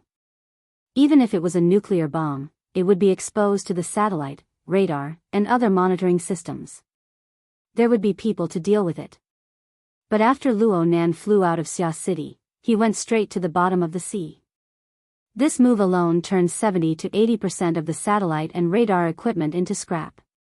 After entering the sea, it was unknown what method he had used, but a living person and a mutant with vigorous vitality had disappeared without alerting the sonar array and various monitoring systems at the bottom of the sea. They had disappeared without a trace just like that. If this was the case, then things were really troublesome. While Yukawa Aishuk was deep in thought, there was a knock on the door. After receiving permission, the group's intelligence analysis section chief, Takamoto Shigeru, quietly entered. This lean middle-aged man was Yukawa Aishuk's confidant, and was also in charge of handling the most sensitive issues. After entering, Takamoto Shigeru immediately expressed his concern. "President, there's a lot of bad news going around about you." Yukawa Hidesuk slightly waved his hand, interrupting Luo Nan's words. He just asked, where in the world did Luo Nan go? Takamoto Shigeru stood upright. "I'm sorry, but we haven't been able to find any traces of him." "Why?" Yukawa Aishuk stared at his confidant. "Luo Nan can conceal his aura, but the Devil Ray is a huge target. In terms of the strength of his blood energy, it's almost at the B rank standard. The outer seas are the domain of the marine aberrations, and they are very densely distributed. As long as it enters the domain of other aberrations, it will definitely cause conflict. There is no way it can hide." Before Yukawa Aishuk could finish his sentence, a call came in on the secret line. It must be said that he possessed an astonishing amount of influence in Ban City, but the people who were able to fight their way into this line were not easy to deal with. He could only split his attention to deal with it.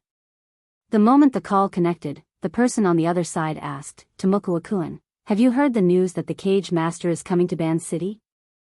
A powerful A-rank threat could enter the country illegally at any time. Governor Do is very worried about this." Yukawa Aishuk furrowed his brows, but his tone was very calm. "Kondo-kun, I am also paying close attention to this news. However, in a similar situation, we can only obtain more detailed information by consulting the military. On my side. Isn't it Tomokawa-kun who invited that person's relative to perform in Ban City? Governor Do believes that you have a good relationship with that person, so he hopes to express his concern through Tomokawa-kun." Yukawa Aishuk's gaze was ice-cold when he heard this. He swept his gaze across Takamoto Shigeru's face, and Takamoto nodded slightly, indicating that this was what he wanted to say earlier. Great waves of emotions churned in Yukawa Aishuk's heart. He managed to deal with Governor Do's loyal dog with great difficulty. He hung up the phone and stared at Takamoto Shigeru. "Someone is deliberately spreading the news that I invited Moya to participate in the music festival? Having a smart boss would save a lot of time and effort." Of course, Takamoto Shigeru couldn't simply go along with this. He spoke of the details. "Apologies, President. The news spreads very quickly. It happened before this incident. Therefore, the intelligence department believed that the Jade Society was deliberately spreading the news. They were still coordinating and communicating with each other, but things got out of hand because of Luo Nan's flight." Before this, Yukawa Aishuk rewound the video and rewatched the first half of the video, especially the entire process of Luo Nan coming out of gear on the north bank, forcefully shaking off Zone Gong's entanglement, and summoning the Flying Devil Ray. Luo Nan's face was cold the entire time. It could even be said that he was expressionless. It was in line with his usual reserved persona, but according to Takamoto Shigeru, there was clearly a deeper meaning behind this. He's putting on an act? Did he plan all of this? There's no problem logically. Takamoto Shigeru spoke in a low voice. There's a lot of news right now that Imoya's personal freedom has been restricted. Add the stimulation from the Wilderness Laboratory, and Luo Nan will react intensely to this. This includes, but is not limited to, carrying out an unrestrained large-scale conflict in Ban City, attacking the Jade Light Cruise, assassinating related personnel, and so on. Since his whereabouts are unknown right now, he's given too much room for imagination. Plus, the infrasonic wave ability that Luo Nan developed for the Flying Devil Ray is a serious threat to ability users under B rank. This is especially true for the majority of people in the secular world. If he uses this weapon, if he dares to use this weapon, he's dead for sure. Yukawa Aishuk slammed the table heavily. The Ban City Ability User Branch, the Ban City branch of every order, and the headquarters of the Amaterasu Order. There are plenty of powerful people who can kill him. Takamoto Shigeru really wanted to remind his president that the only people in Band City who could truly kill Luo Nan were the two extraordinaries of the Amaterasu order. But the words came to his mouth. But he hasn't displayed any clear inclination up until now. This was where Luo Nan was the smartest.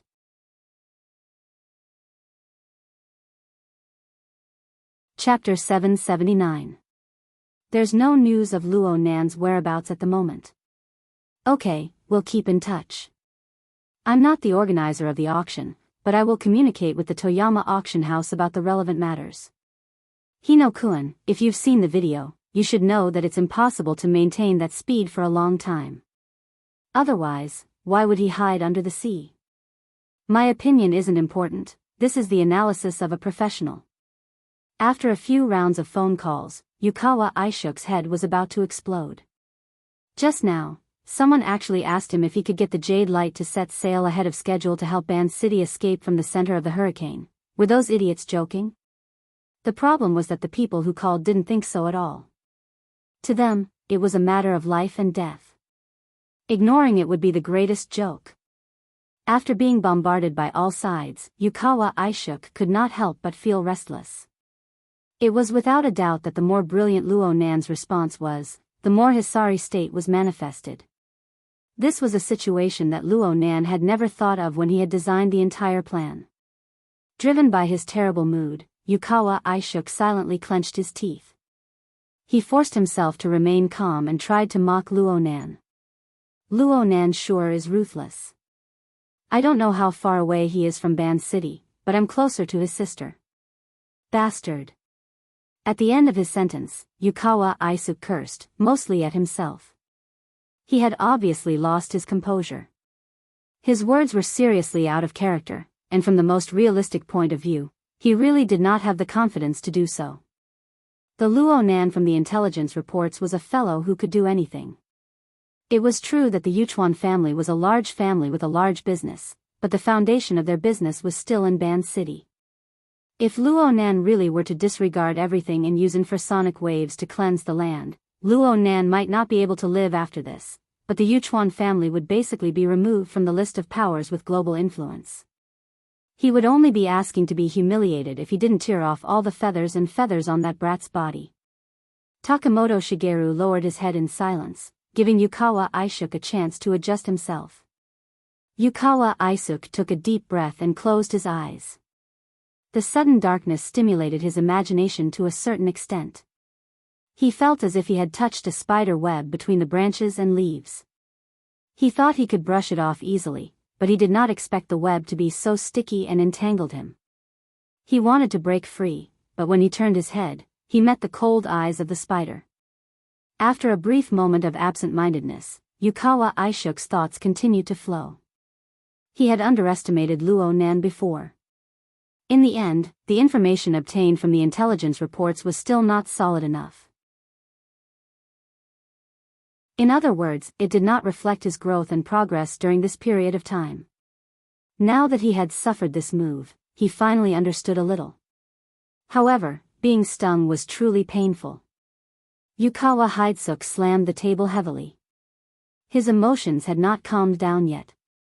The childish face in the intelligence report appeared clearly again. It blended together with the spider in his imagination, slowly changing and correcting itself. Actually, many people had to revise their impressions of Luo Nan from this moment on. Similarly, in Band City, on the Ray yacht on Beishan Lake, the lights in the living area of the lower deck were habitually extinguished. Only the projection light propped up a semi-illusory light screen. There was a complex configuration picture on it, but it had been on for a long time. Luo Nan's head leaned back, the back of his neck resting against the back of the sofa. His eyelids were closed, seeming to have already fallen asleep. Maybe he's too tired, Inla thought. It seemed that Luo Nan hadn't slept for over 40 hours. He didn't do his exoskeleton armor training anymore. His entire mind was placed on the double helix structure. Plus, the frequency of his trips to Xia City had increased by a lot. He had just returned. It was this trip that gave Inla a fright. How in the world did he do it? Everything that Luo Nan did in the past few hours was far too horrifying. The flying devil ray that forcefully accelerated to Mach 4 mysteriously disappeared after entering the sea. Then, Luo Nan appeared on Beishan Lake in Ban City a few minutes later. The latter could be explained by the mysteries of the transmission array. But how could one explain the mysterious disappearance of the devil ray that soared into the sky? Also, the mysterious and unfathomable methods, the urgent steps, and the drumbeat were clearly signs of an impending storm. But Luo Nan had yet to make it clear where his target was. Clearly, she, his temporary personal secretary, Mrs. Halder, who was far away in T City, and the entire Blood Flame Order had yet to obtain Luo Nan's complete trust. Or perhaps, they had yet to rise to the level he needed. Yin Li's mind was filled with thoughts, but she did not dare to disturb him.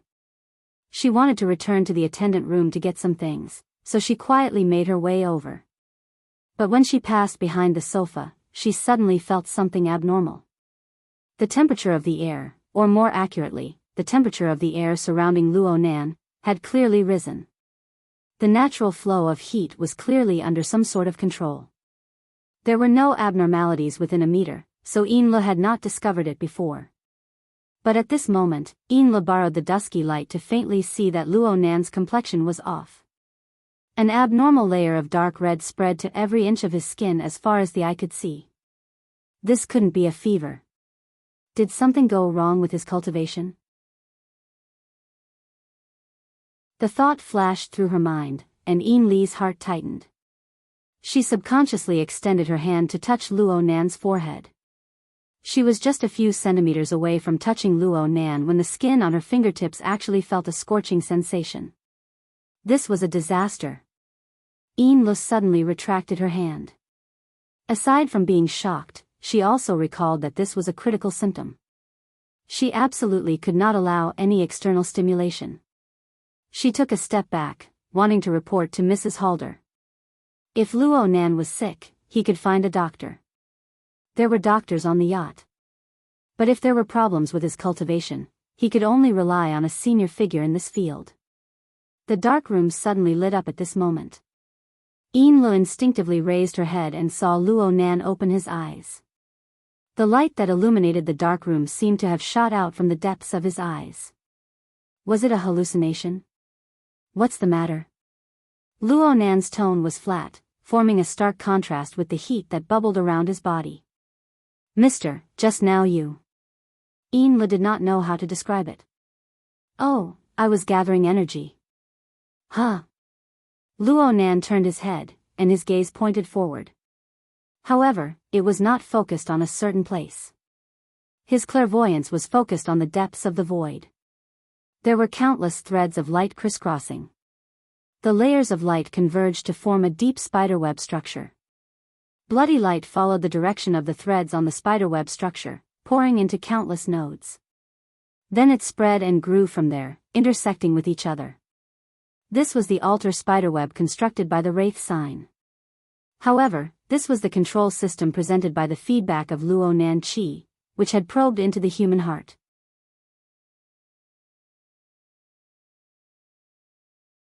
Chapter 780.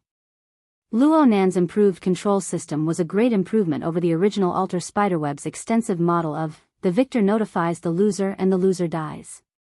Luo Nan's own design ideas were added in. Now, his thought process had almost become instinctive. He paid more attention to rational control and had his own set of rules and laws. Right now, the new version of the altar spider web was like the cotton candy machine that he saw in the Museum of Life when he was a child. A small stick was stirred in the machine, and countless visible and invisible sugar threads were entangled, forming an amazing creation that was as white as a cloud. Luo Nan was that small wooden stick. He used the Luo Nan ruler to probe the heaven and earth, the universe, and the myriad phenomena of the human heart. He transferred and absorbed power from within. Regardless of whether the power came from the mighty force of heaven and earth or the turbid flow of the human heart, they were just crude raw materials that had to be broken and reassembled into sugar threads. Then, they would intertwine and form different clouds. With himself as the foundation, they would form a more delicate, dense, and sturdy structure. Heaven, earth, time, space, human nature, I am the central axis. Luo Nan was still a distance away from being able to completely control this power, but he was still progressing in the end. He had already gained a wealth of experience from Madame Halder, Cat Eyes, and the others. All he was doing was constantly searching for more effective configurations to utilize. Now, it was finally time to show his strength. Luo Nan took a deep breath, carefully adjusting the state of his fleshly body. In today's world, information traveled far and wide. Luo Nan's soul cloak covered the entire world. The control network built on this foundation could be said to be a natural gathering of power. Because of this, the vitality and yuan qi flowing on the spider web on the altar and the even more intangible soul power only accumulated for a short period of time, but it was already enough to make him, the mastermind behind the scenes who was taking advantage of the situation, eat too much. Now, the divine chakra and the body chakra were coupled, and the body and soul interacted with each other. Both were reciprocating each other, maintaining a basic balance. But as the accumulated power continued to rise, the upper limit of what his body could bear was also reached. If he continued to devour, there was a risk that the framework of his body and soul would lose balance. Fortunately, Luo Nan had made countless adjustments and experiments over the past few months. His body and soul frame had gradually grown accustomed to the pressure of this sudden rise. Even if there were still various inadequacies, it would be enough for the time being. Besides, to deal with Gong Qi, he had to give up something. Luo Nan suppressed his body and soul frame. It was hard to avoid some blood and energy anomalies. Yin Lu was trembling with fear as she watched from behind. In the end, she couldn't help but say, "Sir, are you sure it's okay? What problem can I have?"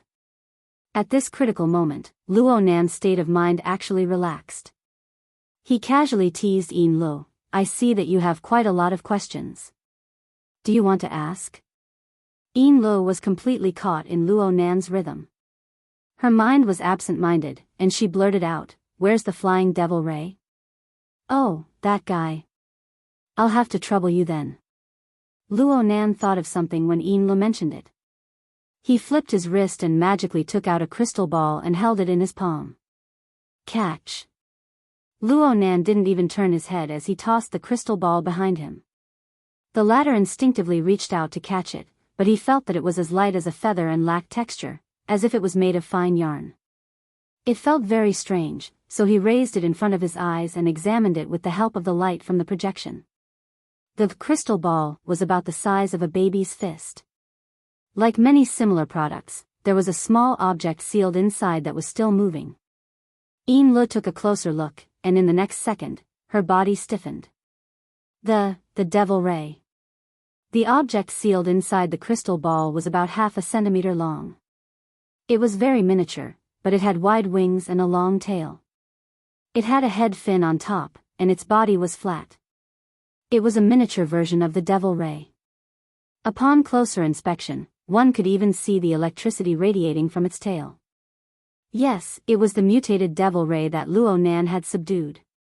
It was the vicious monster that caused the people of the inner world, even Xia City and Ban City, to be panic-stricken.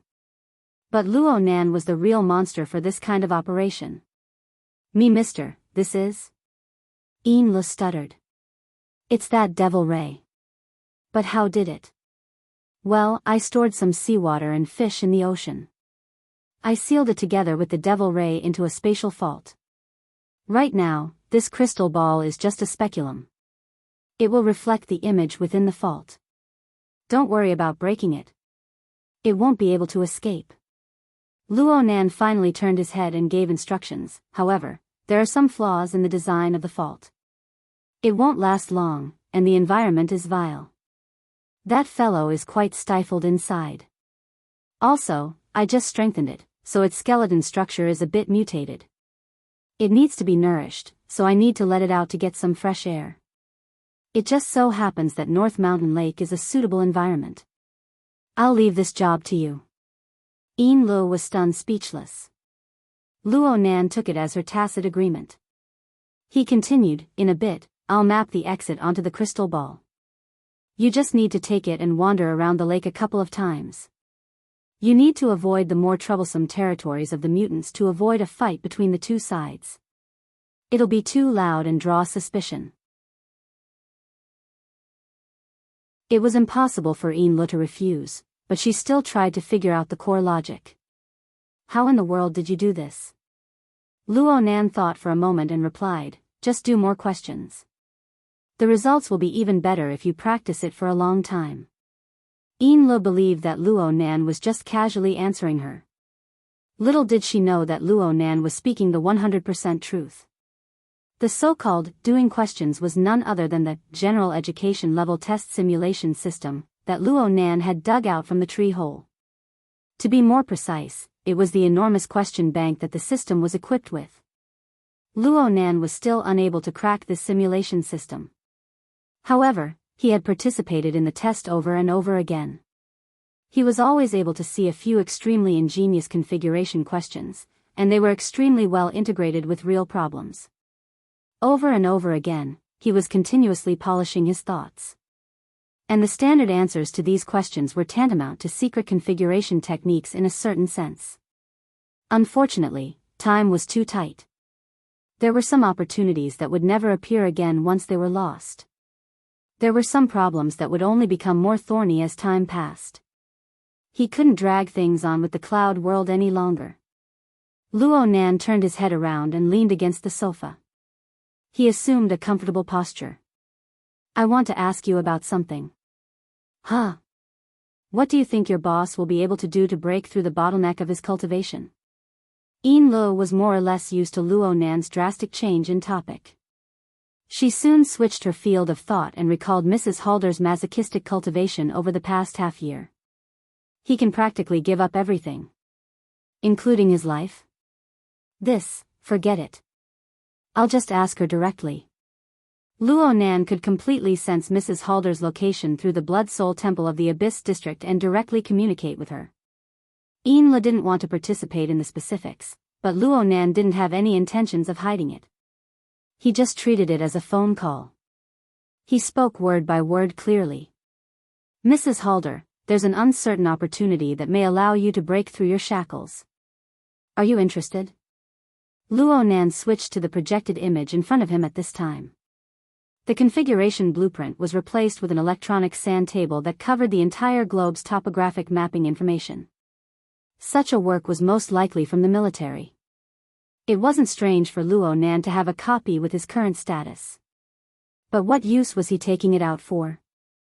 Luo Nan shrunk the electronic sand table to its smallest size.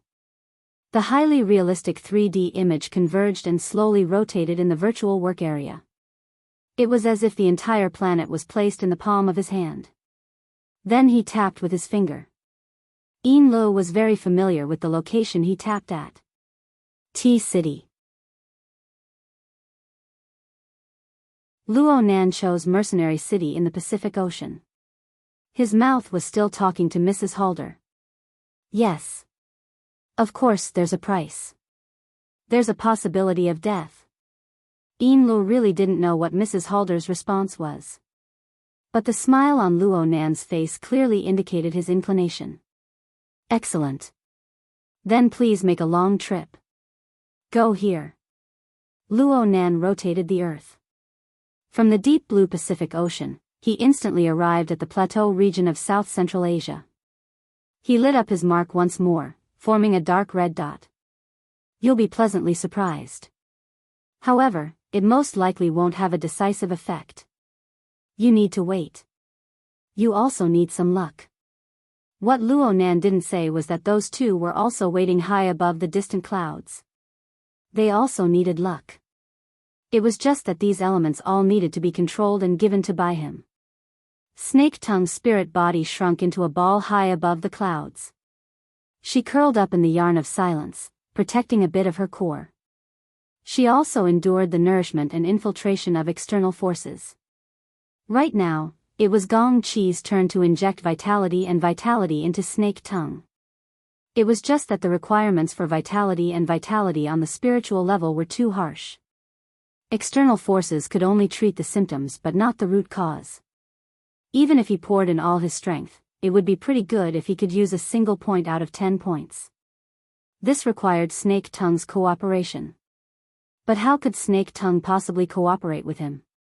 Even though she was certain that Gong Chi needed to protect her psychic awareness from being extinguished in order to search for clues, it was impossible for her to escape unscathed now that her secret had been discovered. Snake Tongue's mental state was collapsing badly. She was certain, yet she was in despair, and she was rejoicing in Luo Nan's misfortune.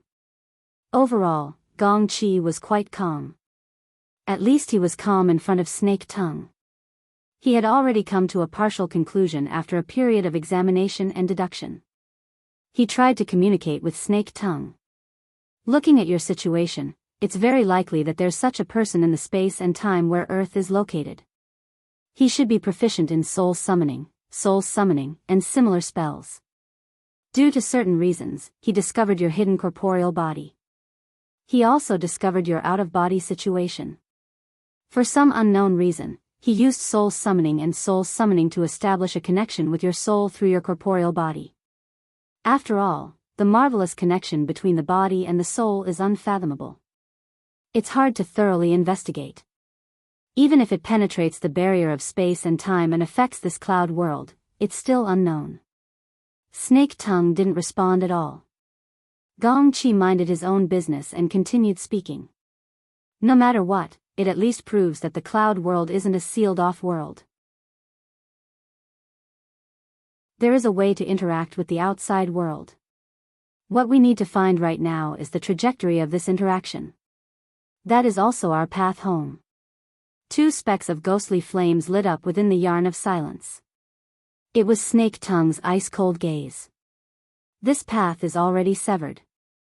The person you're imagining, even if there really is such a person, has already given up trying. Perhaps he's already discovered your ambush here.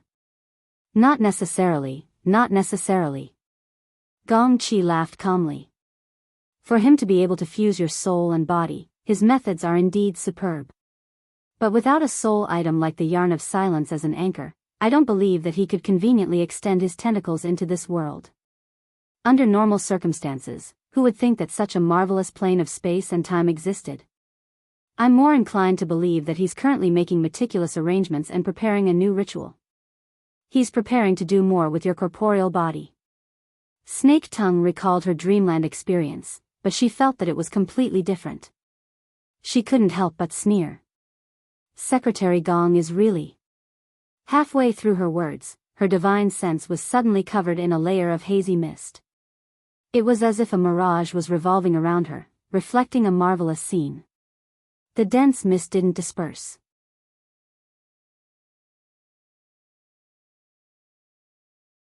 Chapter 781. This is it. Gong Chi caught the change in Snake Tongue's body in the first instant. His figure closed in, but he didn't interfere. Instead, he carefully observed the aftermath. But on the other side, Snake Tongue had a rather subtle feeling. This was because it wasn't quite the same as before. Her soul had split and a wisp of her soul had returned to Ban City. Instead, the Mirage Chi fog wall was growing thicker and thicker. Moreover, it wasn't only on the plane of her consciousness. It directly affected the material plane and appeared in the cloud world. Could it be as Gong Chi had said? That the powerhouse far away in Earth's spacetime had made meticulous preparations these past few days and changed a method to work on her body? But why was there no pulling force between her soul and flesh for so long? Snake Tongue wanted to contact that person and seize the opportunity to issue a warning. She also wanted to beg that person to help her break away from the clouds and escape Gong Chi's control. No matter what kind of fate awaited her later, as long as she changed her way of living, or even how she died, she could accept it. However, that powerhouse on Earth didn't give her this opportunity. The Mirage Chi fog wall grew thicker and thicker. She hoped for Ban City and the fusion of her soul and flesh, but she still couldn't see a shadow. She didn't know what had gone wrong. Right now, you. Gong Chi drifted over and spoke to her. Just as he opened his mouth, his voice and transmitted thoughts suddenly became indistinct. It was as if there really was a thick curtain wall separating them, making them indistinct and indistinct. This was a situation neither Snake Tongue nor Gong Chi had expected. Before they could react, the Mirage Chi fog wall rumbled and surged. It erupted and flowed, cutting off their line of sight. As for Snake Tongue, she felt a heavy attractive force appear out of nowhere and act upon her spiritual body. In the blink of an eye, Snake Tongue and Gong Chi had unexpectedly become isolated from each other. Moreover, this attractive force. Snake Tongue. The brief thought was like an ice-cold thorn.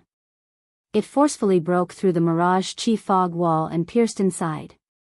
Snake Tongue's mind was muddled. Gong Chi instantly exploded with a chill that could nearly freeze her. He suspects me that this was premeditated? It would be great if there was. Because of Gong Chi's reaction, Snake Tongue suddenly had a flash of inspiration. She no longer cared about the other side. She didn't think too much, and she didn't care about her wording. She frantically radiated her thoughts and spirit waves, revealing everything that was going on in her heart. Save me. Save me. No matter what you want to do, no matter what you arrange, I don't want to die. I don't want to become a puppet. Save me. The Mirage fog wall completely isolated Gong Chi's figure and weakened his will, allowing Snake Tongue's courage to recover. The heavy suction force that had been in effect from beginning to end caused the hope in her heart to grow crazily. She tried her best to radiate her psychic waves, all for a response. Snake Tongue. Gong Chi's will penetrated the fog wall for the second time. Even though it was blocked by the Mirage fog wall, his killing intent was clearly transmitted, and then the fog wall shook. That was the impact from Gong Chi. The ice-cold emotions and the power of an extraordinary forcefully distorted the fog wall, allowing bone-piercing cold air to penetrate inside and create howling winds. Under this attack, Snake Tongue's spirit body was like a candle flame swaying in the wind. She could be extinguished at any moment. In reality, under such an impact, she had already lost the ability to think deeply. She could only instinctively continue crying for help, and there was no other reaction. It was also at this time that Gong Chi took advantage of the fact that he had yet to break through the wall of fog. He poured his thoughts into it, and the yarn of silence around Snake Tongue's spirit body began to exert strength. It suddenly contracted and compressed, attempting to cut off her path of life. My lord. My lord. Snake Tongue used the honorifics of Sakura City to continue crying and praying. Fortunately, the surrounding fog wall interfered with Gong Chi's control over the yarn of silence. She was able to slow down for a moment, and her already extremely weak spirit body contracted once more, barely condensing into a sphere of light. For this reason, she even abandoned a portion of her spirit body structure, thus obtaining a few seconds of breathing space. However, after a short period of breathing space, what Snake Tongue waited for wasn't a helping hand from her lord. Instead, it was Gong Chi's cold and gloomy voice. Aren't you thinking too much? A greenish-gray color rapidly spread above the Mirage fog wall. Everywhere it passed, the surging fog froze and lost its vitality. Soon after, the claw reached in, and the fog wall opened. Gong Chi brought out his true ability. The greenish-gray glowing fog that had been gathering and dispersing outside of his spirit body was the pure essence energy he cultivated with his life. It froze all the changes in the fog wall, causing it to shatter with a bang. Snake Tongue had already consumed a large portion of her vital energy. She was completely unable to react. She could only look on helplessly as the claw rapidly approached, about to crush her spirit body. But at this moment, Snake Tongue's consciousness blurred once more. The strange suction force that had been acting on her spirit body finally accumulated enough power. The quantitative change caused a qualitative change. Behind her, an incorporeal hole suddenly opened. The grayish-white color seeped out from inside and rapidly spread, swallowing her up before immediately contracting. There was only a thin line separating them, but Gong Chi's entire figure broke through the fog wall and pressed over. He also saw the spreading and shrinking colors, as well as the inconceivable hole in the clouds in the void. The hole wasn't large to begin with. It was just large enough to swallow Snake Tongue's extremely condensed spirit body. Judging purely by his eyes, he could at most extend an arm through it. Furthermore, it was rapidly shrinking. It looked like it was about to disappear into the drifting mist. Gong-chi didn't have time to think too much. His figure distorted into light and accelerated once more.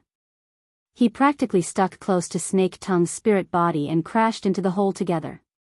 The sky suddenly darkened. In the instant of this change, Gong-chi was already 100% certain that he could capture Snake Tongue. However, his mind inexplicably trembled. He didn't care about anything else. His spirit body that had transformed into light deviated and flew backwards. However, the whistling sand and dust filled the air. When he crashed into it, the hole he had just entered through had already disappeared without a trace. When he crashed into it again, there was only emptiness. Gong-chi was startled. Snake Tongue was only several meters away. It was like she was having an illogical nightmare. By the time she was slightly clear-headed, the shackles of the veil of silence were still there. Gong-chi was also there, and he was very close at hand. All the torment hadn't caused any fundamental changes. It was just that the bloody light and mist interweaved in the clouds had turned into a gloomy place where dust and mist surged. Where is this? She had been trapped in the cloud world for half a year. Chaotic clouds and bloody light were everywhere as far as the eye could see. Snake Tongue really wasn't used to suddenly entering a realm with a different hue. All she knew was that this wasn't the banned city that she yearned for day and night. The dust and mist that fluttered in the sky shouldn't be the same as the fog wall that isolated her from the outside world. The powerful suction force had disappeared without a trace at some unknown time. Snake Tongue felt terrible. It wasn't just her emotions, but also her most intuitive feelings. Her spirit body was extremely weak. She had relied on a highly condensed method to prolong her life. But in this gloomy place, she felt that something was wrong. Her spirit body was erratic and unstable. Her core structure also showed signs of dispersing. She couldn't piece it back together no matter what. It seemed like in the next second, she would assimilate with the dust and mist that filled the sky. She would be torn apart and disintegrated.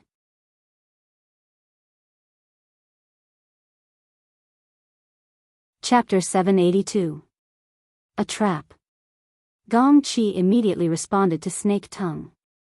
His piercing thoughts carried a bit of ridicule, but the direction he pointed at was rather subtle.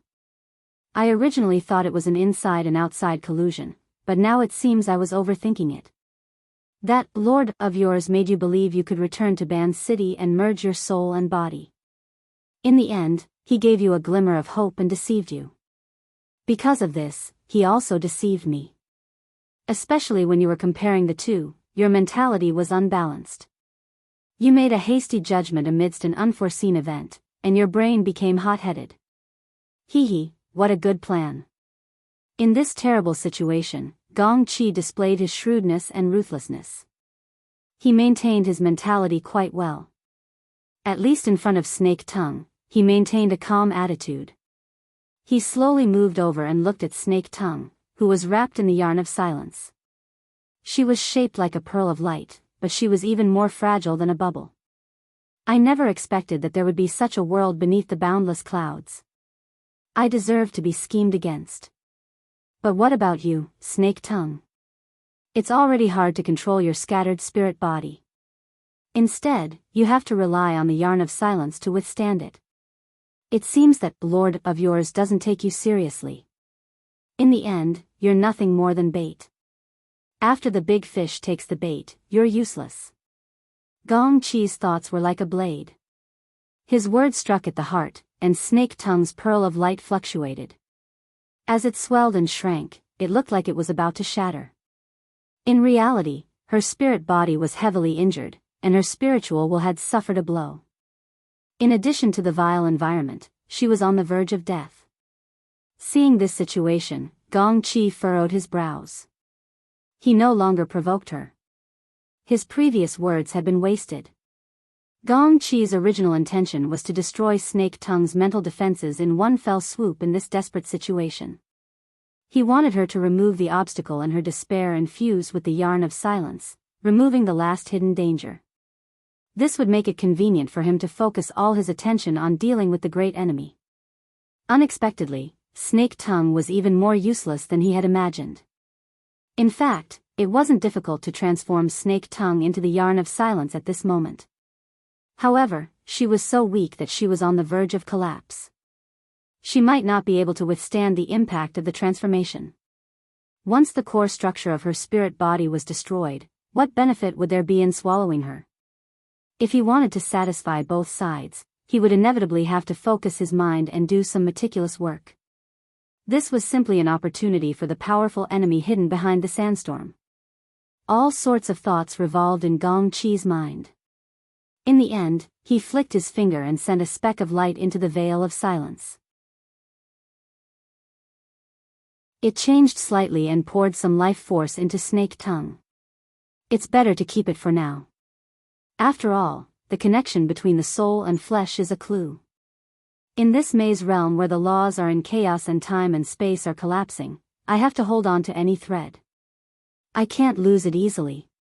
But why hasn't the great enemy that lured me into the trap appeared? Ever since Gong Qi had entered this maze of sand and dust, he had been vigilantly searching at all times, attempting to use his mental senses to detect traces of the enemy, but to no avail.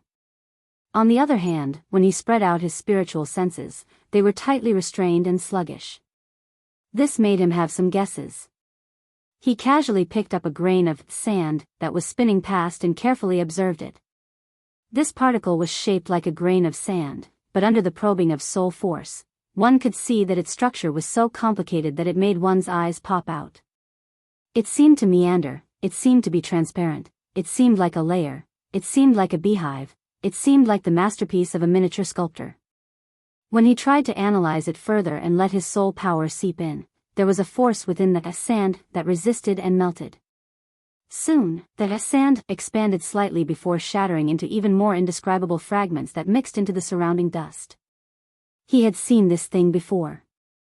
Gong Qi had already lived for nearly 100 years. He had experienced the vicissitudes of the 21st century, the age of distortion, the World War, the post-war revival, the construction of the inner world, and so on. The number of dead transcendents he had seen was several times more than the number of living transcendents. It wouldn't be a problem to say that he had seen and experienced a lot. His experience filled in his knowledge and helped him make judgments. Domain fragments. That's much more complicated, and there are far too many of them. Such strange objects weren't just 1 or 2 grains or 3 or 5 piles. Instead, they were scattered as far as the eye could see, boundless. Even if the crushed dust occupied an even vaster space, this quantity far exceeded the norm. Gong Qi tried to find the logic behind this, exceeding the norm, and he quickly came up with a few guesses. It was these guesses that caused unprecedented waves to arise in his mind. What is this? Snake Tongue's thoughts drifted into his mind. She relied on Gong Qi's infusion of vital energy to forcefully stabilize her mind and awaken. She didn't want to mention the matter of food and bait again. She could only focus her limited mind on the key elements in front of her. Fortunately, she was close to Gong Qi and received some radiation effects. Otherwise, she would only be able to open her eyes wide and be blind in this treacherous area. Her weak soul force simply wouldn't be able to probe forward. Gong Qi straightforwardly answered Snake Tongue's doubts. This is a domain fragment. Domain fragment? Snake Tongue was absent-minded for a moment. Soon after, she emphasized the words in front of her. That's right. It's exactly what you think. If an extraordinary formed and solidified a domain in his peak state, then he was forcefully killed and his domain shattered. What remains is this object. Gong Qi smiled and said, I heard that you grew up in the Hachiman Temple. Back then, the Amaterasu order swept through the archipelago. Those who complied with them flourished, and those who opposed them perished. I don't remember who that person from the main temple was. It said that he died in such a way. It seems that there are also such relics that are worshipped all year round. Perhaps you've seen them before. That's right. There were originally over 30 of them. However, they were the best divine objects for incantations. After repeated use over the years, they were eroded and worn away. When I left, there were less than 20 of them. Snake Tongue compared them to her memories. She matched them with great difficulty, but she was startled by the logic behind it. But there are too many here. According to this inference, how many extraordinaries had fallen in these scattered fragments? Hundreds? Thousands? Over 10,000? If this was truly the case, then all the extraordinaries since the era of distortion added together would be nothing more than a fraction. They might not all be the relics of extraordinaries. If it's a plane like the deep blue world or a half-plane of a lower rank, it's still unknown. Didn't some people say that in a certain sense, domains and planes can be equated? Take Ouyang Chen's so-called logic world for example. 100 or so exploded in one go. Perhaps it's on a similar scale. Perhaps we're in a shattered world fragment. Of course, there's bound to be an even more fundamental space-time structure outside the fragment. Otherwise, where would we find a place to stand? But even so, the rules of space-time have already been destroyed. It forms an enormous suppression on the strength of outsiders. It's a good place to set up an ambush. This level of knowledge already surpassed the scope of Snake Tongue's common knowledge. If she heard it on an ordinary day, she would certainly firmly remember it and think of every method to get to the bottom of it. But in this current situation, she could only remain silent. At this time, Gong Chi suddenly laughed. Amidst his laughter, he extended his hand. His lustrous and translucent spirit body structure sufficiently interfered with the sandstorm dust mist, rippling with spirit waves. After several attempts, he opened his mouth again. In any case, this is a secret land of enormous value. It can make all the apex scientists and research organizations that study spacetime and planes go crazy. If it were me, I would hide this place tightly and not reveal the slightest bit of it. Then, would devote myself to research. But that person's methods are incomprehensible. Such meticulous planning step by step, and calculating our reactions perfectly. He's like a specter that hides by our side and monitors us for a long time. He knows our actions like the back of his hand, and he plans to target us. It wouldn't be strange for such a person to play any tricks. But he just had to use this part of the world as a trap. Moreover, he didn't make his move the instant we stepped into the trap. We missed a great opportunity. Why? Snake Tongue's train of thought was already led away by Gong Chi. That's because his strength isn't enough. Gong Chi directly concluded.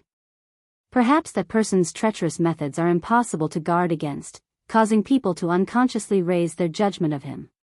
But the methods of doing things can't replace the rhythm, especially the bright rhythm that belongs to the strong. It's possible that everything is linked together, but it definitely wouldn't be as sloppy as it is now. Clearly, he's counting on this maze realm to reduce my strength. It's just a pity that he doesn't understand the matters of the extraordinary plane. Snake Tongue could feel that the identity of the person Gong Chi spoke of was already on the verge of being revealed. She wasn't willing to play the role of a supporting character, but the accumulated emotions dictated her words and actions. Even if it would be very difficult for her to leave this place alive, she still had to figure out the identity of the so-called Lord that was toying with her in the palm of his hand. Who is he? You still haven't figured it out? You need to properly adjust your mentality. In such a sealed environment, there shouldn't be any extra clues or extra people. Therefore, the most likely person is the one that sent you here. Amidst the low voice, a vague image was imprinted in Snake Tongue's mind. The outline was gradually corrected, and it gradually became clear. She was about to blurt it out. Of course, in her current state, a pure thought reaction was more direct. But at this moment, the speed of the sand and dust in the surroundings suddenly increased. She originally had a tiny reaction from Gong Chi's spiritual wave radiation, but it was also disrupted. For Snake Tongue, the surroundings darkened. She couldn't hear a single sound. It was as if her entire body had been thrown into an endless black hole. Her mind suddenly tightened. A second later, a dim ray of light flooded over and illuminated her surroundings once more. But the source of this radiating light was no longer from Gong Chi. At the very least, it wasn't completely. At the border where the two layers of light interweaved, the fluttering sand and dust lost their usual trajectory. It seemed to ripple and distort, as if it were being grabbed by some invisible hand and pulled inward. Sand and dust rubbed and collided with each other.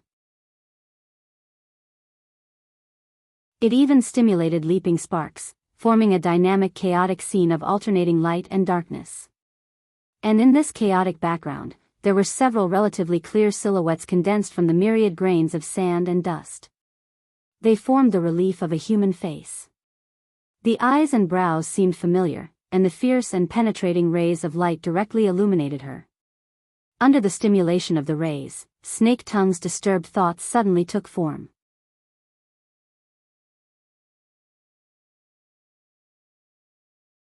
Chapter 783. Luo Nan. Snake Tongue obviously remembered Luo Nan. After all, it was this person who had thrown her into that misty world and trapped her in a city of worry. However, after spending half a year in the clouds, day by day, that person's face had more or less become a little blurry. She could only remember that he was a somewhat neurotic youth. His way of thinking was very different from ordinary people, and his mouth was full of strange theories. Moreover, when his emotions got the better of him, he could do anything. In Snake Tongue's mind, Luo Nan was a twisted and grotesque figure. He was similar to some sort of symbol, representing a terrible road sign in her life. But at this moment, seeing the relief face condensed in the dust, the symbolic impression suddenly became much more real. At least, this work in the dust and the whole process of its manifestation was deeply engraved in his mind, and it was difficult to forget. An exciting appearance. Gong Qi's telepathic thoughts shuttled back and forth in the rays of radiation on both sides, raising layers of tiny waves. Perhaps he wanted to disturb Luo Nan's sculpting process a bit, but in the end, it didn't happen. This thought only turned into a cold and heavy voice, appearing in the dust storm. In half a year's time, the growth of a young man is always astonishing. Luo Nan could not tell if this was an evaluation or a conversation. In any case, Luo Nan did not pay attention to it. Or perhaps this human face relief did not possess the ability to converse. Just as the long silence was about to devolve into awkwardness, Gong Qi cleverly shifted the direction of the conversation to Snake Tongue. Illusions will always be shattered, right? Snake Tongue understood the meaning of White House's words. It was she, Tank, and a group of people who had burned the works of Luo Nan's mother. It was also Luo Nan's revenge that caused her to lose herself in the clouds and fall into her current predicament. She hated Luo Nan, and it was impossible for Luo Nan to forgive her. Given this premise, there wouldn't be the slightest bit of kindness in the fusion of spirit and body that gave her the greatest hope. Was it despair? Snake Tongue only remained silent. However, the silence was quickly broken by an external force. A thought that was different from Gong Qi's penetrated in and restored a familiar voice in their consciousness. I'm sorry. The delay in long-distance communication here is much longer than I thought. Luo Nan. Gong Qi's telepathic thoughts were severed as he responded. It's me. The so-called delay was completely absent from the conversation. Only the dust and sand billowed, and the human face relief in the middle steadily occupied a region. Moreover, it was obvious that a different kind of power had been injected into it. Even when the surrounding environment was in turmoil, it still showed very vivid details. This was especially so for the pair of eyes that were pieced together from an unknown amount of dust and sand. They opened and closed almost naturally, as if they were shining with a cold light. They projected hatred and murderous intent without reservation. Oh, I shouldn't have been so polite. What I should say is, old thief Gong Qi, your time of death has come. Gong Qi wasn't easily provoked into anger. Luo Nan's words and actions were very much in line with the temperament of a young man. However, how could a guy who could endure for half a year to set up an ambush and successfully trick him into a trap be a simple teenager? He continued to sense the surrounding environment, probing the real situation and probing Luo Nan at the same time. Is there only you here? The human-faced relief only stared coldly. Gong Qi laughed involuntarily. Yes, I can imagine. For Ouyang Chen and Wu Jiong to take a fancy to him, there was no need to say more about his potential. From your ability to control this sandstorm, I can see about 70% to 80% of it. However, you're far from learning their magnanimity. You don't know how to share such a good place. Luo Nan's face within the dust and mist also laughed. He was most likely amused by Gong Qi's outlandish words. Share this world with you? What about Ouyang Chen and Wu Jiong? Gong Qi strode forward. He was clearly treading on nothingness, but it was as if he was walking on a shady path. He was calm and at ease, at least on the surface. I dare to assert that you absolutely haven't told Ouyang Chen and Wu Jiong about this secret. Otherwise, I would have. No, I would have run into those two long ago. That's true. A smile was drawn on Luo Nan's human face relief. He faced Gong Qi, who was gradually approaching, steadily and unwaveringly. Gong Qi spat softly. It's good for a young man to have perseverance and willpower, but if you do it too much, you'll become stubborn. Take you for example. What's the point of hiding this secret? You're just a watchdog that guards the door and eats. I wasn't able to enter before, but now that I've entered, what can you do? Luo Nan's response had just begun when a green-gray radiance suddenly flashed above Gong Qi's spirit body, who was less than 20 meters away. It was as if a rainbow light blade had cut through the air. It sliced diagonally across the human face relief, cleaving it in half. The human face relief collapsed, and the dust and mist sandstorm behind it exploded with a rumble. It formed a momentary turbulence, but it was immediately crushed by the even more tyrannical storm surrounding it. The exquisite work of relief was annihilated without a trace in the short span of a second. It really is a long-distance projection. But do you really think I can't see through your trick of crossing the sea and deceiving the heavens? The green-gray smoke flowed back around Gong Qi's body, swirling around his body. This was a layer of pure essence energy formed from the intersection of life and death. If Gong Qi could truly capture Luo Nan's location, regardless of whether it was his fleshly body or his spiritual body, Gong Qi would be able to pursue and infiltrate Luo Nan's body until Luo Nan died. As for that sneak attack that lacked the demeanor of an expert, he had already reached this point. Demeanor my ass. Gong Qi was already extremely decisive. Unfortunately, Luo Nan was much more cautious than he imagined. Luo Nan was also much more brilliant. Luo Nan was actually able to transmit power from a long distance within this sealed void. Luo Nan was even able to perform such exquisite work. From this, it could be seen that it seems that you've put quite a bit of effort into this maze realm for you to be able to twist the domain fragments into a flower. Moreover, there is certainly a special structural pattern. Did your arrangements in the surroundings come from this? But if you think that you can trap and kill me here with just this, you're indulging in the wildest fantasies. The green-gray smoke outside Gong Qi's body spread out once more as he spoke. Layer by layer, it seeped into the dust and mist sandstorm. Smoke and dust exploded everywhere it passed. Lightning was faintly discernible. It was vaguely similar to the scene of Luo Nan molding the human face relief. It was just that what Gong Qi made wasn't a tangible object that could be discerned with a glance. Instead, it was a layer of curtains that flowed along with the dust and mist sandstorm. The curtains were woven from domain fragments that were like dust and sand. What Gong Qi did was to eliminate the impurities and extract the essence, leaving behind only the structure that was useful to him. It wasn't as refined and detailed as Luo Nan's, but it had its own tyrannical laws lying across it. And all of this was under the control of Gong Qi's will. There are many things in the extraordinary level. Imagination alone is far from enough. Extraordinary. Domain. Snake Tongue recognized this powerful power that belonged exclusively to extraordinaries. She was also covered within the curtains. Although she was in her weakest state, and her active perception was practically non-existent, she was still somewhat sensitive to the radiance radiating in from the outside world. The probing situation of radiation radiating from both sides revealed a one-sided situation the instant Gong Qi established his extraordinary domain. The radiance that came from Luo Nan was simply crushed and covered, no longer leaving a trace. But then again, that face and that fierce, and penetrating radiance still lingered in her mind.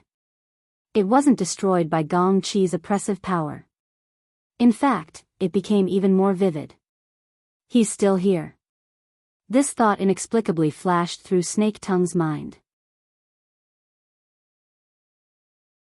Before she could find a basis for it, an external force acted upon her and manifested on the plane of consciousness. Indeed, there are some things that I don't quite understand. The curtains erected by Gong Qi weren't able to isolate Luo Nan's telepathic transmission. At most, they formed a few insignificant noises. From Snake Tongue's perspective, this couldn't even compare to the confusion created by Luo Nan's words. From my understanding, the strength of extraordinaries, yes, I'm talking about the mental side, is mostly built upon the powerful grasp of the energy storm of the abyssal region. Especially after establishing a solidified configuration. The stable and efficient energy utilization mode and interference mode can practically provide an inexhaustible amount of power. Constructing a so-called domain with its own unique rules on this foundation is just a test of logical ability. Am I right? Snake Tongue's train of thought had already been blocked by special terms like the solidified configuration. In comparison, Gong Qi was able to understand without any hindrance by combining his own experience. But it was precisely because he understood that he couldn't help but be astonished. Luo Nan was still underage.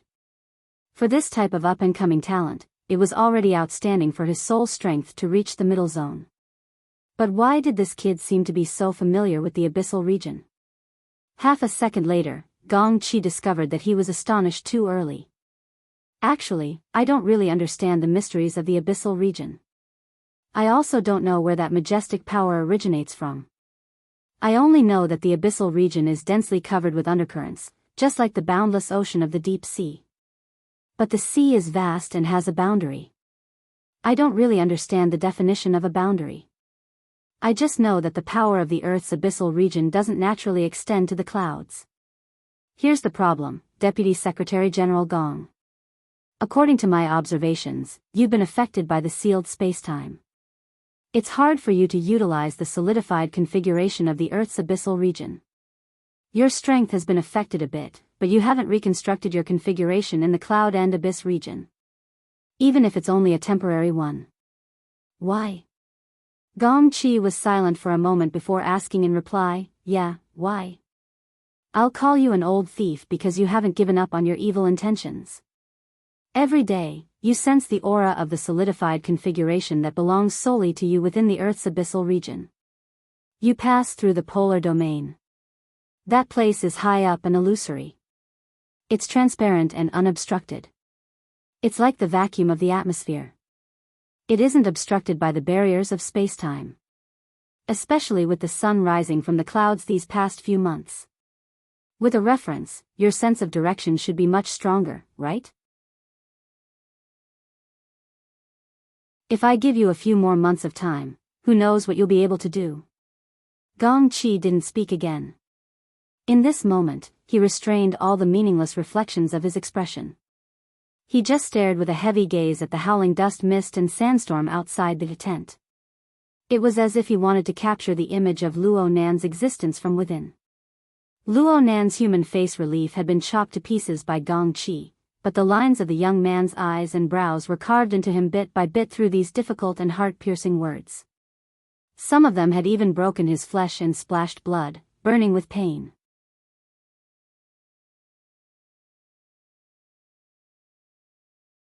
Chapter 784. Was that really Luo Nan in front of him? Gong Qiling's thoughts interweaved and changed. He instinctively wanted to change his previous judgment. This was because what he had experienced so far had already broken away from the common sense constructed over the course of his nearly 100 years of life. A young man who had just stepped into the inner world circle, had a deep understanding of the abyss region and the polar realm. It could be explained as a parroting, used specifically to deceive others. But how did Luo Nan accurately grasp the activity of his mental senses come about? Even if it was not completely correct, there was no problem in grasping the trend. Even Gong Qiling himself had never thought about how to grasp the movement trend of a mental type extraordinary without alarming the target. Aside from years of patient observation and meticulous analysis, there was certainly an extremely high-end observation method. Was there such a method in this world?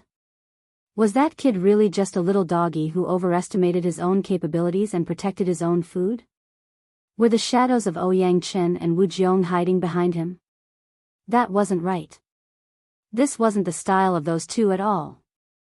Gong Qiling's thoughts were a chaotic mess for a time. There was no fixed conclusion. When he first came to Xia City, he had gone for the exchange of benefits. The 2000s of Deep Blue's shares and the absolute secret behind An Wang and the Order of Justice's actions were the things he valued. As for Luo Nan, he just happened to be in a crucial position. He needed to gather information from there. He did not place much importance on him. He just wanted to look at the information. Even though he had fallen into the cloud world and struggled to get out, he had no way of figuring out Luo Nan, a key character. Now that the two sides had collided, he confirmed once more that his understanding of this young man was far from enough. Especially when he relied on common sense and logic. It was hard for him to reach a normal conclusion. It was like he had bumped into a dense fog of nothingness. He was completely unable to ascertain what was inside. Perhaps it was empty. Perhaps it was filled with poison. Perhaps it was mixed together with the dust, fog, and sandstorm. The enemy knows me, but I don't know the enemy. There was nothing worse than this from a purely situational point of view. As his thoughts changed, the tent that was spread out within the dust, fog, and sandstorm slowly retracted, representing Gong Qiling's gradual change in attitude. He needed to gather more information. He needed to have more conversations with this young man. With this thought, the noise caused by the interference of the domain was greatly reduced, and the other's thoughts were transmitted again, seemingly ready to have a long talk. Actually, I feel that there is another reason why you haven't reconstructed your solid configuration in the cloud world, other than eliminating the interference. Oh. I'm not an extraordinary. This is just a wild guess. You can evaluate it and see if it's correct. Gong Qi appeared to be quite interested. Tell me about it. I'm just thinking that maybe Deputy Secretary General Gong wants to recreate the solidified configuration of the abyss area on Earth in this cloud world, but he's not willing to, but he can't. For a moment, the curtain that was floating in the dust storm froze. The manifestation of Luo Nan's telepathic thoughts grew clearer and clearer. It should be the effects and limitations of the fleshly body. According to the sparse knowledge I have regarding extraordinaries, the balance of the structure of body and soul, as well as the relationship of interference, are extremely important. Even for the mental side, the accumulation of the fleshly body is very necessary. Correspondingly, if I were to form a solidified configuration in the abyss region, both the body and the soul cannot be neglected. In this case, if the connection between body and soul is severed, it would be a rather troublesome matter to start anew. A single mishap would result in a conflict between the two, and the foundation would be damaged. Therefore, you'd rather expend a bit more effort to temporarily organize and operate the structure in the clouds. You'd give up a few highly effective methods in order to ensure the purity of the foundation. This way, you can avoid the consequences of creating an odd shape. Of course, these are all my guesses. I still need to verify them. Based on the principle of body and soul cannot be neglected, my spiritual body can't court death in the cloud world. My fleshly body can't cause any trouble on Earth. Admittedly, this is stable, but without stimulation, the progress isn't too ideal. Speaking of which, Deputy Secretary General Gong has been away from Earth for half a year. Do you know what the situation is over there? What situation is Chan City? Yes, and what situation is the island where you're hiding in seclusion? Gong Qi's spiritual body's pupils congealed like ice when he heard these three situations. At this moment, he even wanted to create an explosion and completely crush the young man who was still hidden behind the nothingness. But he didn't do that. The young man's thoughts were still transmitted, but it no longer turned into vibrating sound waves. Instead, it controlled some of the sand and dust, as if it was going to remake the human face sculpture. No, it was going to look different. The outline of the image was zigzagging and disorderly. After spreading out, looking at the familiar distribution of land and sea, it was clearly a map of the world. Moreover, as the details were carved, the image gradually changed, showing more detailed and realistic curvature. A few seconds later, it had curled into the shape of a miniature Earth about half a meter in diameter, spinning silently in the sky full of sand. Suddenly, the temporary globe stopped spinning, and the slightly concave area that corresponded to the Pacific Ocean was facing Gongqi. To be precise, it was in the middle of the Pacific Ocean, in the seemingly inconspicuous archipelago area. After another half a second, the entire sphere greatly swelled and deformed, thus achieving the effect of zooming, highlighting the details of a special area in the archipelago area. It's here, right? This is the feast that I've prepared for you for half a year. Please enjoy it. Boom! Gongqi finally did what he had always wanted to do. He created an astonishing explosion within the sandstorm of dust and fog, tearing apart the globe used for the demonstration. He also crushed everything within the range of his power, everything that was not pleasing to the eye.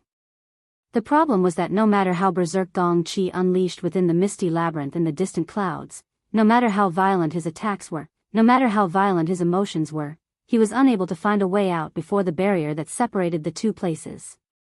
The power he stirred up was destined to be unable to affect the local spacetime of the Earth in the slightest. So, Luo Nan's posture didn't change at all on the Ray yacht at Northern Mountain Lake. He really hadn't cast his true body, including his spiritual body, into the cloud world. He would rather spend a bit more energy to communicate with his projection.